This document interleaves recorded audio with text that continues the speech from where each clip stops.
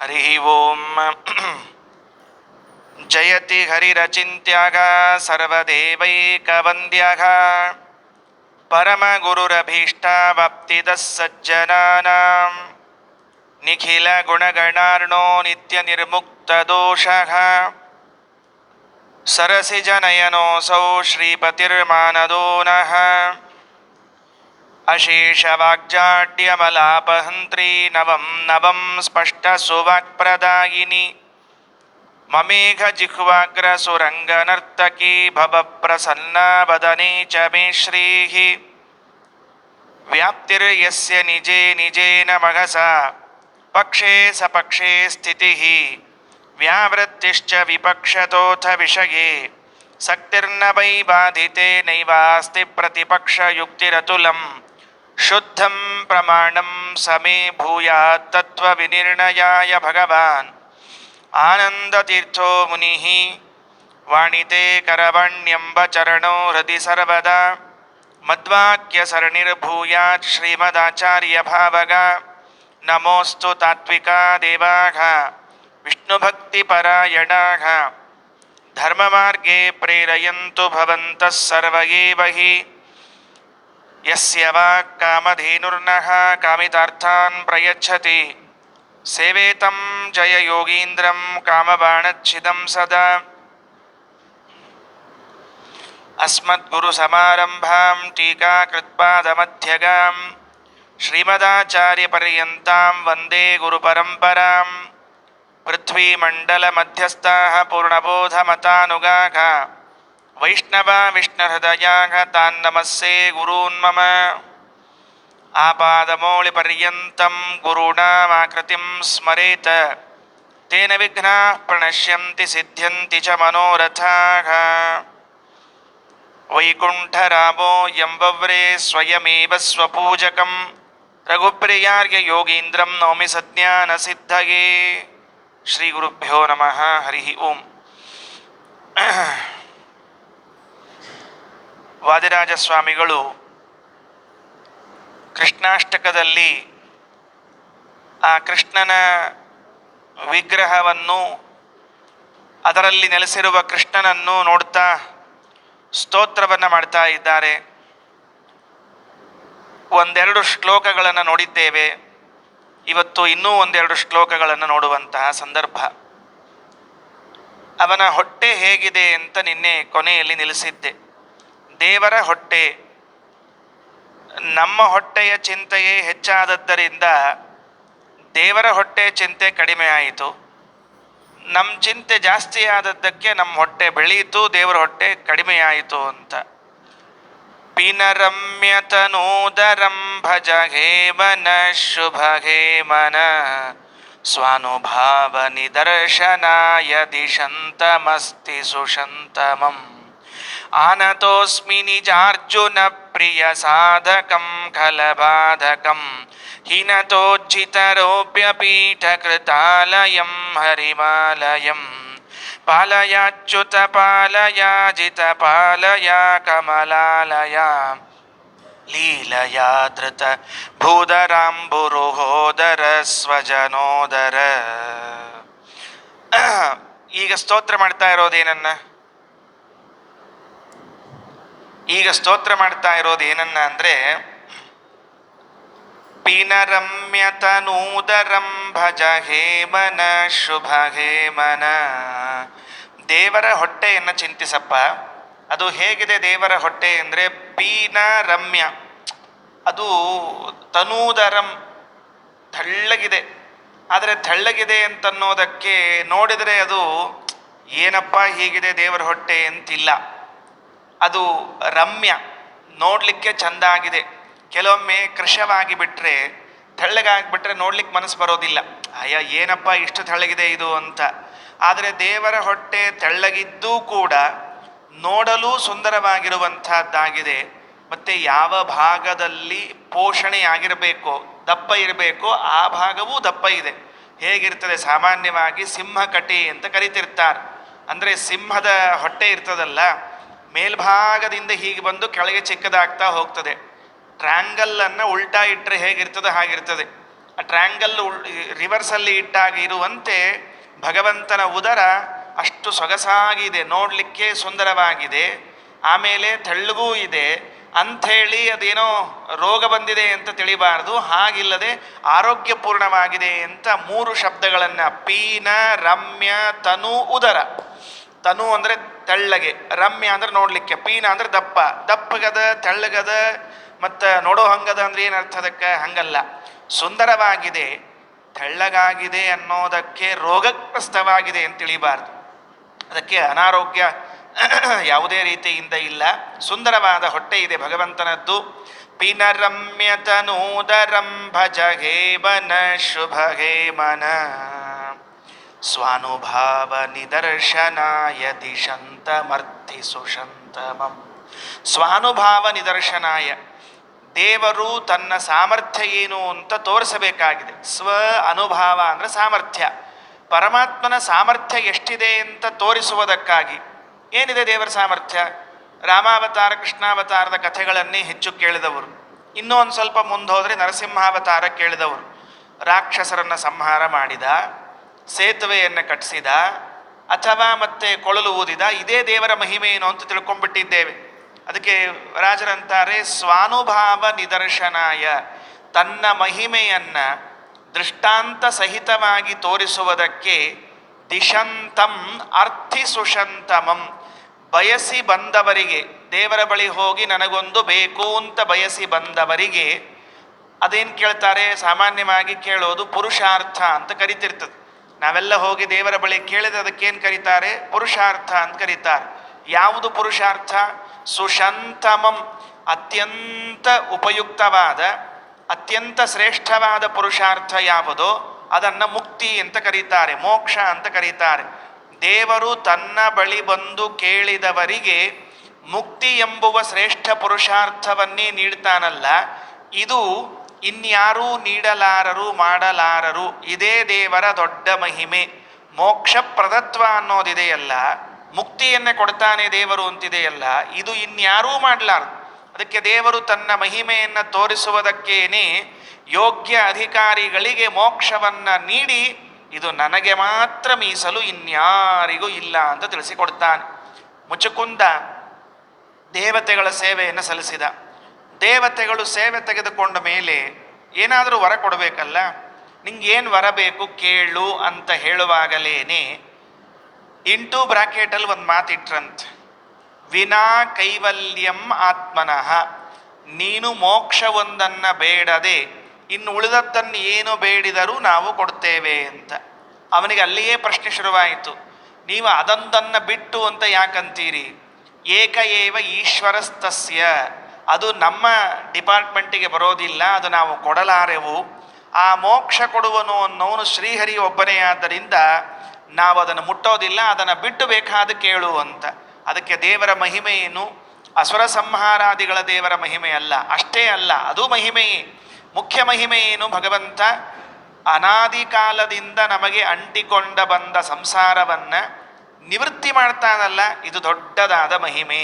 ಅದಕ್ಕೆ ರಾಜರ ಹಾಗಂತಾರೆ, ಸ್ವಾನುಭಾವ ನಿದರ್ಶನಾಯ ದಿಶಂತಮರ್ಥಿ ಸುಶಂತಮಂ ಆನತೋಸ್ಮಿ ನಿಜಾರ್ಜುನ ಪ್ರಿಯ ಸಾಧಕಂ ಖಲಬಾಧಕಂ. ಯಾವ ಕೃಷ್ಣನಿಗೆ ನಾನು ನಮಸ್ಕಾರ ಮಾಡ್ತೇನೆ ಅಂದರೆ ನಿಜ ಅರ್ಜುನ ಪ್ರಿಯ ಸಾಧಕಂ, ತನ್ನ ಭಕ್ತನಾದ ಅರ್ಜುನನಿಗೆ ಪ್ರಿಯವನ್ನು ಉಂಟು ಮಾಡಿದವನು. ಏನು ಅರ್ಜುನನಿಗೇನು ಪ್ರಿಯ ಮಾಡಿದ್ದಾನೆ? ದೇವರು ತನ್ನ ಭಕ್ತರಾಗಿರುವಂಥ ಅರ್ಜುನನಿಗೆ ಭಾರೀ ಪ್ರಿಯವನ್ನು ಉಂಟು ಮಾಡಿದ್ದಾನಂತ. ಏನು ಪ್ರಿಯ ಮಾಡಿರಬಹುದು? ಸಾಮಾನ್ಯವಾಗಿ ನಾವು ಅಂದ್ಕೊಳ್ತೇವೆ, ಇಲ್ಲ ಮತ್ತೆ ಸಾರಥಿ ಆಗಿದ್ನಲ್ಲ ಕೃಷ್ಣ, ಅರ್ಜುನನ ಸಾರಥಿ ಆಗಿದ್ನಲ್ಲ, ಅದೇ ಪ್ರಿಯವಾದದ್ದು. ಅದು ಒಂದು ಪ್ರಿಯವಾದದ್ದು. ನಿಜ ಅರ್ಜುನ ಪ್ರಿಯಂ, ಅರ್ಜುನನಿಗೆ ಪ್ರಿಯವನ್ನು ಉಂಟು ಮಾಡಿದ ಕೃಷ್ಣನೇ ಅಂತ ಹೇಳುತ್ತಾರೆ. ಎರಡನೇದ್ದು ಹೇಳಬೇಕಾದ್ರೆ ಶ್ರೀಮದಾಚಾರ್ಯರು ಗೀತಾ ತಾತ್ಪರ್ಯದಲ್ಲಿ ಒಂದು ಮಾತು ಬರೀತಾರೆ. ಅರ್ಜುನನಿಗೆ ಏನು ಪ್ರಿಯ ಮಾಡಿದ್ದು ಗೊತ್ತೇನು ಕೃಷ್ಣ? ಅರ್ಜುನ ತಾನು ತನ್ನ ವರ್ಣ ಆಶ್ರಮದ ಧರ್ಮವನ್ನು ಬಿಟ್ಟು ಹೊರಟಿದ್ದ. ಕ್ಷತ್ರಿಯನಾಗಿ ಯುದ್ಧ ಮಾಡಬೇಕಾದವನು ನಾನು ಯುದ್ಧ ಮಾಡುವುದಿಲ್ಲ ಅಂತ ಹೊರಟಿದ್ದ. ಇನ್ಯಾರು ಮಾಡಬೇಕು? ಬ್ರಾಹ್ಮಣ ಯುದ್ಧ ಮಾಡ್ಲಿಕ್ಕೆ ಬಂದಿಲ್ಲ, ಉಳಿದವರು ಯುದ್ಧ ಮಾಡ್ಲಿಕ್ಕೆ ಬಂದಿಲ್ಲ, ಬಂದವನೇ ಈತ ಕ್ಷತ್ರಿಯ. ಈತ ತಾನೂ ಯುದ್ಧವನ್ನ ಮಾಡುವುದಿಲ್ಲ. ಅಂದರೆ ಮಾಡೋರು ಯಾರು?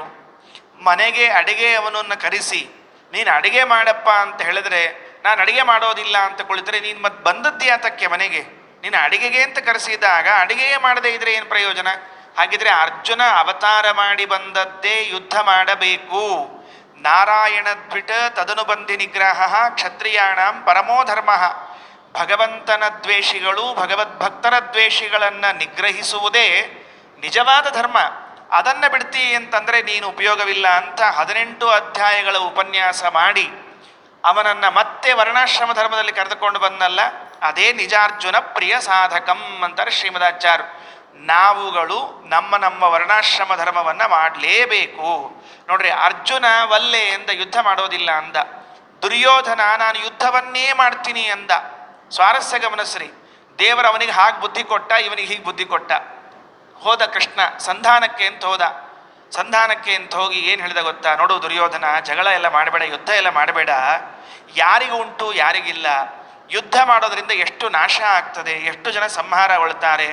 ಅವರ ಆಸ್ತಿ ಅವರಿಗೆ ಕೊಟ್ಟುಬಿಡು, ಅದನ್ನು ಅವರದು ಸಂಪತ್ತು ಅವರಿಗೆ ಕೊಟ್ಟುಬಿಡು, ಎಲ್ಲ ಶಾಂತವಾಗಿ ಬಿಡ್ತದೆ ಅಂತ.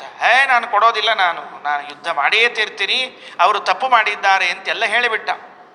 ಆಮೇಲೆ ಕೃಷ್ಣ ಹೋದ ಮೇಲೆ ಮೆಲ್ಲಕ್ಕೆ ಕೇಳಿದ್ರಂತೆ ಯಾರೋ ಒಬ್ಬರು, ಅಲ್ಲೋ ಕೃಷ್ಣನಂಥ ಕೃಷ್ಣನೇ ಬಂದು ನಿನಗೆ ಕೊಡು ಅಂತ ಹೇಳಿದ್ದ, ನೀನು ಯಾಕೆ ಬೇಡ ಅಂದಿ ಅಂತ. ದುರ್ಯೋಧನ ಏನಂದ ಗೊತ್ತಾ? ಅಮ್ಮ, ಕೃಷ್ಣ ನನ್ನ ವರ್ಣಾಶ್ರಮ ಧರ್ಮವನ್ನು ಕೆಡಿಸ್ಬೇಕು ಅಂತ ಇಟ್ಕೊಂಡಿದ್ದ ಅವನು, ನಾನು ಬಿಟ್ಟಿನೀಯ ಅಂದ ಅವನು. ನಿಂದೇನೋ ವರ್ಣಾಶ್ರಮ ಧರ್ಮ ಅಂದರು, ನಾನು ಕ್ಷತ್ರಿಯನಲ್ವಾ, ಕ್ಷತ್ರಿಯನ ಧರ್ಮ ಏನು? ಯುದ್ಧ ಮಾಡೋದು ಕ್ಷತ್ರಿಯನ ಧರ್ಮ. ಈ ಕೃಷ್ಣ ತುಂಬ ಜಾಣ, ನನ್ನ ಕಡೆಯಿಂದ ನನ್ನ ಧರ್ಮ ಮಾಡಿಸ್ಲಿಕ್ಕೆ ಬಿಡದಿದ್ದಿಲ್ಲ, ಅದಕ್ಕೆ ನಾನು ಒಲ್ಲೆ ಅಂತ ಹೇಳಿದ ಅಂತಾನೆ. ನೋಡ್ರಿ, ಅವನ ಬುದ್ಧಿ ನಾನು ಯುದ್ಧ ಮಾಡಲೇಬೇಕು, ನನ್ನ ವರ್ಣಾಶ್ರಮ ಧರ್ಮ ಪರಿಪಾಲನೆ ಅಂತಾನೆ. ಅರ್ಜುನನಂಥ ದೇವತೆ ನಾನು ಯುದ್ಧ ಮಾಡೋಲ್ಲ, ಎಲ್ಲರೂ ಸತ್ತು ಹೋಗ್ಬಿಡ್ತಾರೆ ಅಂತಾನೆ. ದುರ್ಯೋಧನ ಅಂತಾರೆ ಎಲ್ಲರೂ ಸತ್ರೂ ಪರವಾಗಿಲ್ಲ, ಯುದ್ಧ ನಾನು ಮಾಡ್ತೀನಿ ಅಂತ. ಅದಕ್ಕೆ ಅವನಿಗೆ ಉಪದೇಶವನ್ನ ಮಾಡಿ ಮತ್ತೆ ಯುದ್ಧಕ್ಕೆ ತಯಾರು ಮಾಡಿದ್ನಲ್ಲ.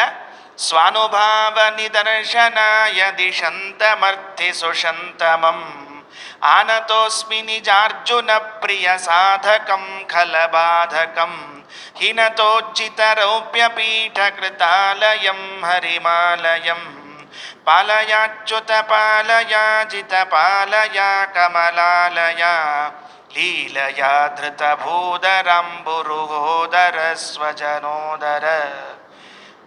ಪ್ರಿಯ ಸಾಧಕಂ. ವಾದರಾಜಸ್ವಾಮಿಗಳು ಇನ್ನೊಂದು ಮಾತನ್ನು ಬರೀತಾರೆ ರುಕ್ಮಿಣೀಶ ವಿಜಯದಲ್ಲಿ ಹೇಳುವಾಗ, ದೇವರು ಅರ್ಜುನ ಪ್ರಿಯ ಸಾಧಕಂ ಏನು, ಅರ್ಜುನನಿಗೇನು ಪ್ರೀತಿ ಉಂಟು ಮಾಡಿದ್ದು ಗೊತ್ತಿಲ್ವಾ ಅಂತ ಕೇಳಿದರು. ಕೃಷ್ಣನ ಸಂಕಲ್ಪ ಒಂದೇ ಅಂತೆ, ಏನು? ಲೋಕದಲ್ಲಿ ಅರ್ಜುನ ಅಂತ ಹೆಸರಿನವ್ರು ಯಾರಾದರೂ ಇದ್ದರೆ ಅವ ಭೀಮನ ತಮ್ಮ ಒಬ್ಬನೇ ಆಗಿರ್ಬೇಕು, ಇನ್ಯಾರು ಆಗಿರಬಾರ್ದು. ಅರ್ಜುನ ಅಂತ ಹೆಸರು ಇನ್ಯಾರಿಗಾದರೂ ಇದ್ದರೆ ದೇವರವನ್ನು ಇರ್ಲಿಕ್ಕೆ ಬಿಡ್ತಿದ್ದಿಲ್ಲ ಅಂತ. ಈ ದೇವ್ರದೊಂದು ನಿಯಮ ಕೃಷ್ಣಂದು. ಯಾಕೆ ಅಂದರೆ, ನಿಮಗೆ ಕಿವಿಗೆ ಅರ್ಜುನ ಅಂತ ಬಿದ್ದರೆ ಪಾಂಡವರಲ್ಲಿ ಒಬ್ಬ ಭೀಮನ ತಮ್ಮ ಅಂತೆ ಬರಬೇಕು, ಅದನ್ನು ಬಿಟ್ಟು ಬೇರೆಯವರ ಅರ್ಜುನ ಅಂತ ನಿಮ್ಮ ತಲೆಯಲ್ಲೂ ಬರಬಾರ್ದು. ಅದು ರಾಮಾಯಣದಲ್ಲಿ ಒಂದು ಪ್ರಸಂಗ ಹೇಳ್ತಾರೆ. ರಾಮಾಯಣದಲ್ಲಿ ಈ ಮಾರೀಚ ಅಂತ ಇದ್ದ ನೋಡ್ರಿ, ಮಾರೀಚ ಅಂತ ಹೇಳಿ ಬಂಗಾರದ ಜಿಂಕೆಯಾಗಿ ಬಂದಿದ್ದಲ್ಲ. ಆ ಬಂಗಾರದ ಜಿಂಕೆಯಾಗಿ ಬಂದ ಮಾರೀಚನ ಪರಿಸ್ಥಿತಿ ಹೇಗಿತ್ತು ಅಂದರೆ, ರಾಮ ಒಂದು ಬಾಣವನ್ನು ಹೊಡೆದು ಬಿಟ್ಟಂತೆ. ರಾಮ ಬಾಣ ಹೊಡೆದ್ರೆ ಎಷ್ಟು ದೂರಕ್ಕೆ ಬಿದ್ದಿದ್ದ ಅಂದರೆ ಸಮುದ್ರದಲ್ಲಿ ಹೋಗಿ ಬಿದ್ದಿದ್ದ. ಅಲ್ಲಿ ಇದ್ದವನು ಗೋಕರ್ಣಕ್ಕೆ ಬಂದಿದ್ದ. ಅವನು ರಾಮನ ಬಾಣದ ಪೆಟ್ಟು ತಿಂದವನು ಒಂದು ಸಂಕಲ್ಪ ಮಾಡಿಕೊಂಡಂತೆ, ಇನ್ನು ಮುಂದೆ ಏನು, ಎಲ್ಲಿ ರ ಅಂತ ಶಬ್ದ ಕೇಳಿಸ್ತದೋ ಅದನ್ನು ಯಾವುದನ್ನು ನಾನು ತಗೊಳ್ಳೋ ಹಂಗಿಲ್ಲ ಅಂತ ಇಟ್ಕೊಂಡ್ಬಿಟ್ಟಿದ್ದಂತ. ರಾಮನ ಬಾಣ ಬಿದ್ದದ್ದಕ್ಕೆ, ರಾಮನ ಬಾಣವು ಬಿದ್ದದ್ದಕ್ಕಾಗಿ ಆತ ಅಂದುಕೊಂಡದ್ದೇನು, ಇನ್ನು ಮುಂದೆ ರ ಅನ್ನೋದನ್ನು ಯಾವುದು ತಗೊಳ್ಳೋ ಹಂಗಿಲ್ಲ ಅಂತ. ಅದಕ್ಕೆ ರವಾದಿಂದ ಮಾಡಿದ ಉಪ್ಪಿಟ್ಟು ತಗೋತಿರ್ಲಿಲ್ಲ ಅವನು, ಯಾಕಂದ್ರೆ ರ ಅಂತ ಬಂದುಕೊಳ್ಳಿ ಕ್ಯಾನ್ಸಲ್ ಅವನು. ರವೆಯಿಂದ ಮಾಡಿದ ಸಿರಾನು ನೋ ಕ್ಯಾನ್ಸಲ್, ಯಾಕಂದ್ರೆ ರದಿಂದ ಬಂದದ್ದು. ಆಮೇಲೆ ರವಾ ಉಂಡಿ ನೋ ಕ್ಯಾನ್ಸಲ್, ರವಾ ಪಾಯಸ ಕ್ಯಾನ್ಸಲ್. ಹಿಂಗಾಗಿ ಅವ ರ ಅಂತ ಬಂದದ್ದೆಲ್ಲ ಕ್ಯಾನ್ಸಲ್ ಮಾಡ್ಕೊಂಡು ಹೊಂಟ್ಬಿಟ್ಟಿದ್ರೆ ಅವ. ರಾಮ ಅಂತ ಬಾಣದ ಪೆಟ್ಟು ತಿಂದದ್ರಿಂದ ರ ಇರೋ ಅಕ್ಷರಗಳು ಎಲ್ಲ ಕ್ಯಾನ್ಸಲ್. ಅದಕ್ಕೆ ರಾವಣ ಬಂದಾಗ ಸತೆಗೆ ಬರಂಗಿಲ್ಲ ಅಂತ ಹೇಳಿದವ. ಯಾಕೆ ಗೊತ್ತೇನೋ, ನೀನು ರ ಅಕ್ಷರದಿಂದ ಶುರುವಾಗ್ತಿ, ನಿನ್ನ ಸಹವಾಸ ಬೇಡ ನನಗೆ ಅಂತ ಹೇಳಿದ್ದವ. ಹಿಂಗಾಗಿ ಹಂಗೆ ಕೃಷ್ಣ ಏನು ಮಾಡಿದ ಅಂದ್ರೆ, ಅವ ಒಂದು ಉಪಾಯ ಮಾಡಿದ. ಎಲ್ಲೆಲ್ಲಿ ಅರ್ಜುನ ಅಂತ ಹೆಸರಿದ್ರೆ ಅದು ಅರ್ಜುನಿಗೊಬ್ಬನಿಗೆ ಇರ್ಬೇಕು, ಇನ್ಯಾರು ಇರಬಾರ್ದು. ಅದಕ್ಕೆ ಏನು ಮಾಡಿದ, ಮನೆ ಅಂಗಳದಲ್ಲಿ 2 ಮರಗಳಿದ್ವು ಅಂತ. ನಲಕೂಬರ ಮಣಿಗ್ರೀವರ ಕಥೆ ಕೇಳ್ತೀವಿ ಇಲ್ಲೋ. ನಲಕೂಬರ ಮಣಿಗ್ರೀವರು ಮನೆಯ ಅಂಗಳದಲ್ಲಿ 2 ಮರಗಳಾಗಿದ್ರೆ ಕೃಷ್ಣ ನಲಕೂಬರ ಮಣಿಗ್ರೀವರನ್ನ ಉದ್ಧಾರ ಮಾಡಿದ್ದಾನೆ ಅಂತ ಕಥೆ ಕೇಳಿದ್ದೀರಿ ನೀವು.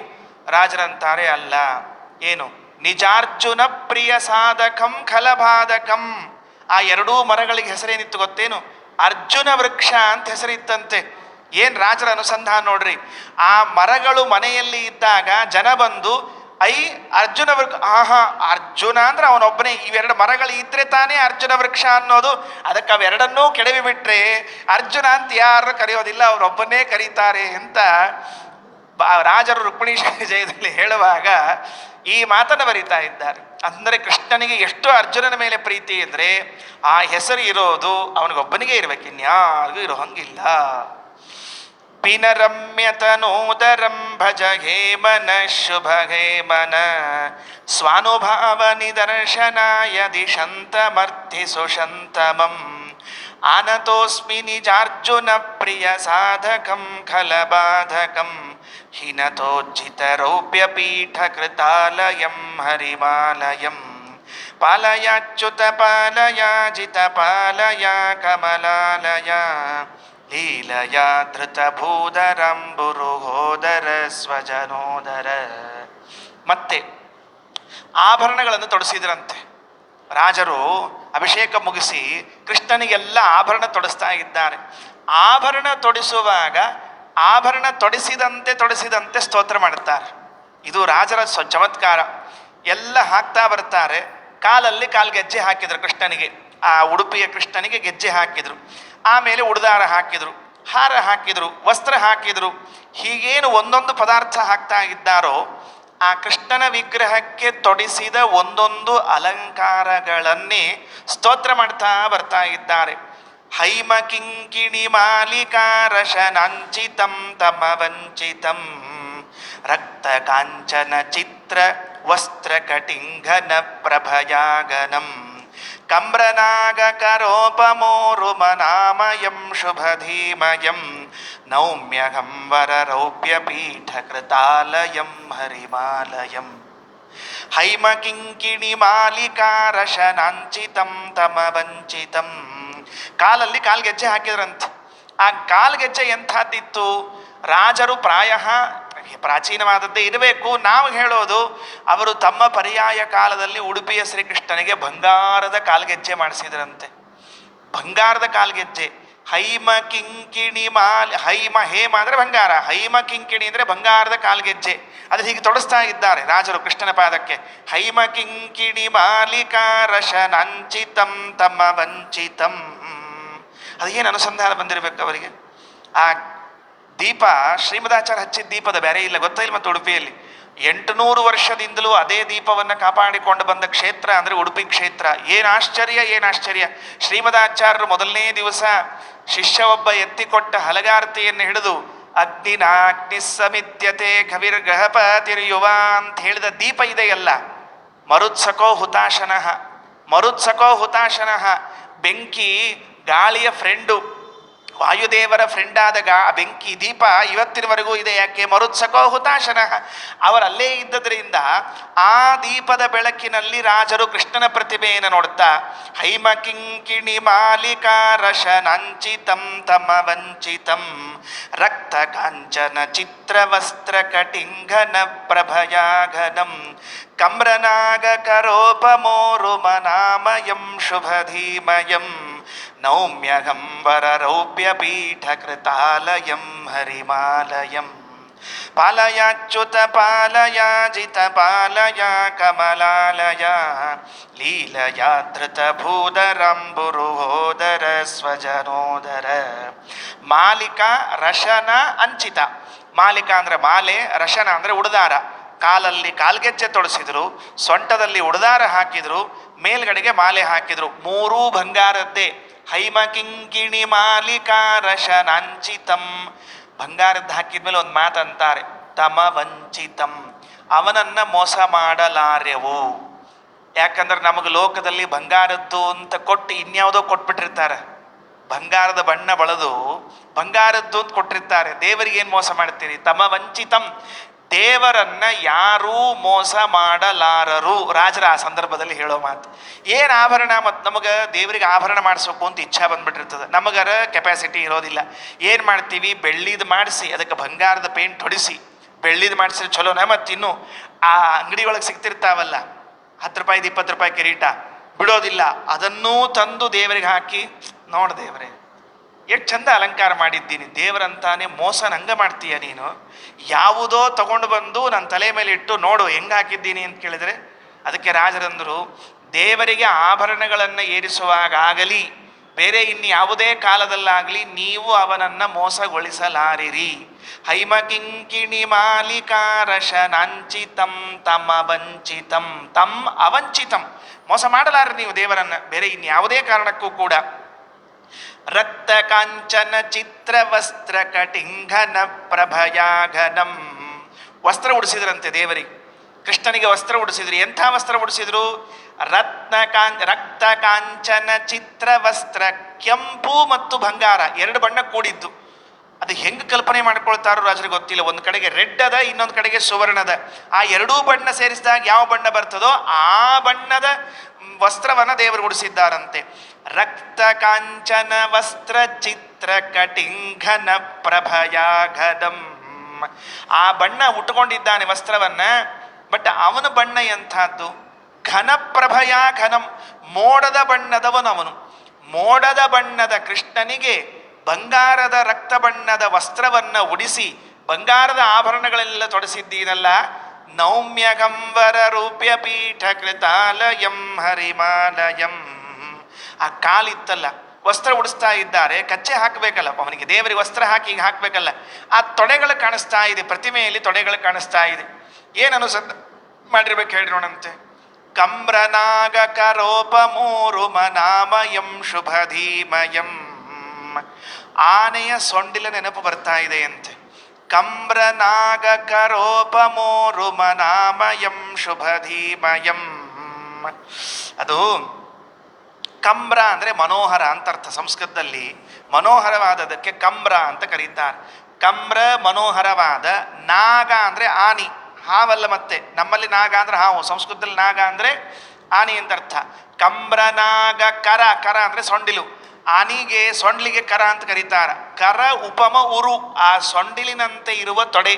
ಅಂದರೆ ಕಾಲ್ಗೆಜ್ಜೆ ಹಾಕಿದ್ರು, ಸೊಂಟಕ್ಕೆ ಬಂಗಾರದ ಉಡದಾರ ಹಾಕಿದ್ರು, ಹಾರ ಹಾಕಿದ್ರು, ವಸ್ತ್ರ ಕಟ್ಟುವಾಗ, ವಸ್ತ್ರ ಹಾಕುವಾಗ ತೊಡೆಗಳು ಕಾಣಿಸ್ತಾ ಇದೆ. ಕಂಬ್ರನಾಗ ಕರೋಪಮೋರುಮನಾಮಯಂ ಶುಭಧೀಮಯಂ ನೌಮ್ಯಗಂಬರ ರೂಪ್ಯ ಪೀಠ ಕೃತಾಲಯಂ ಹರಿಮಾಲಯಂ.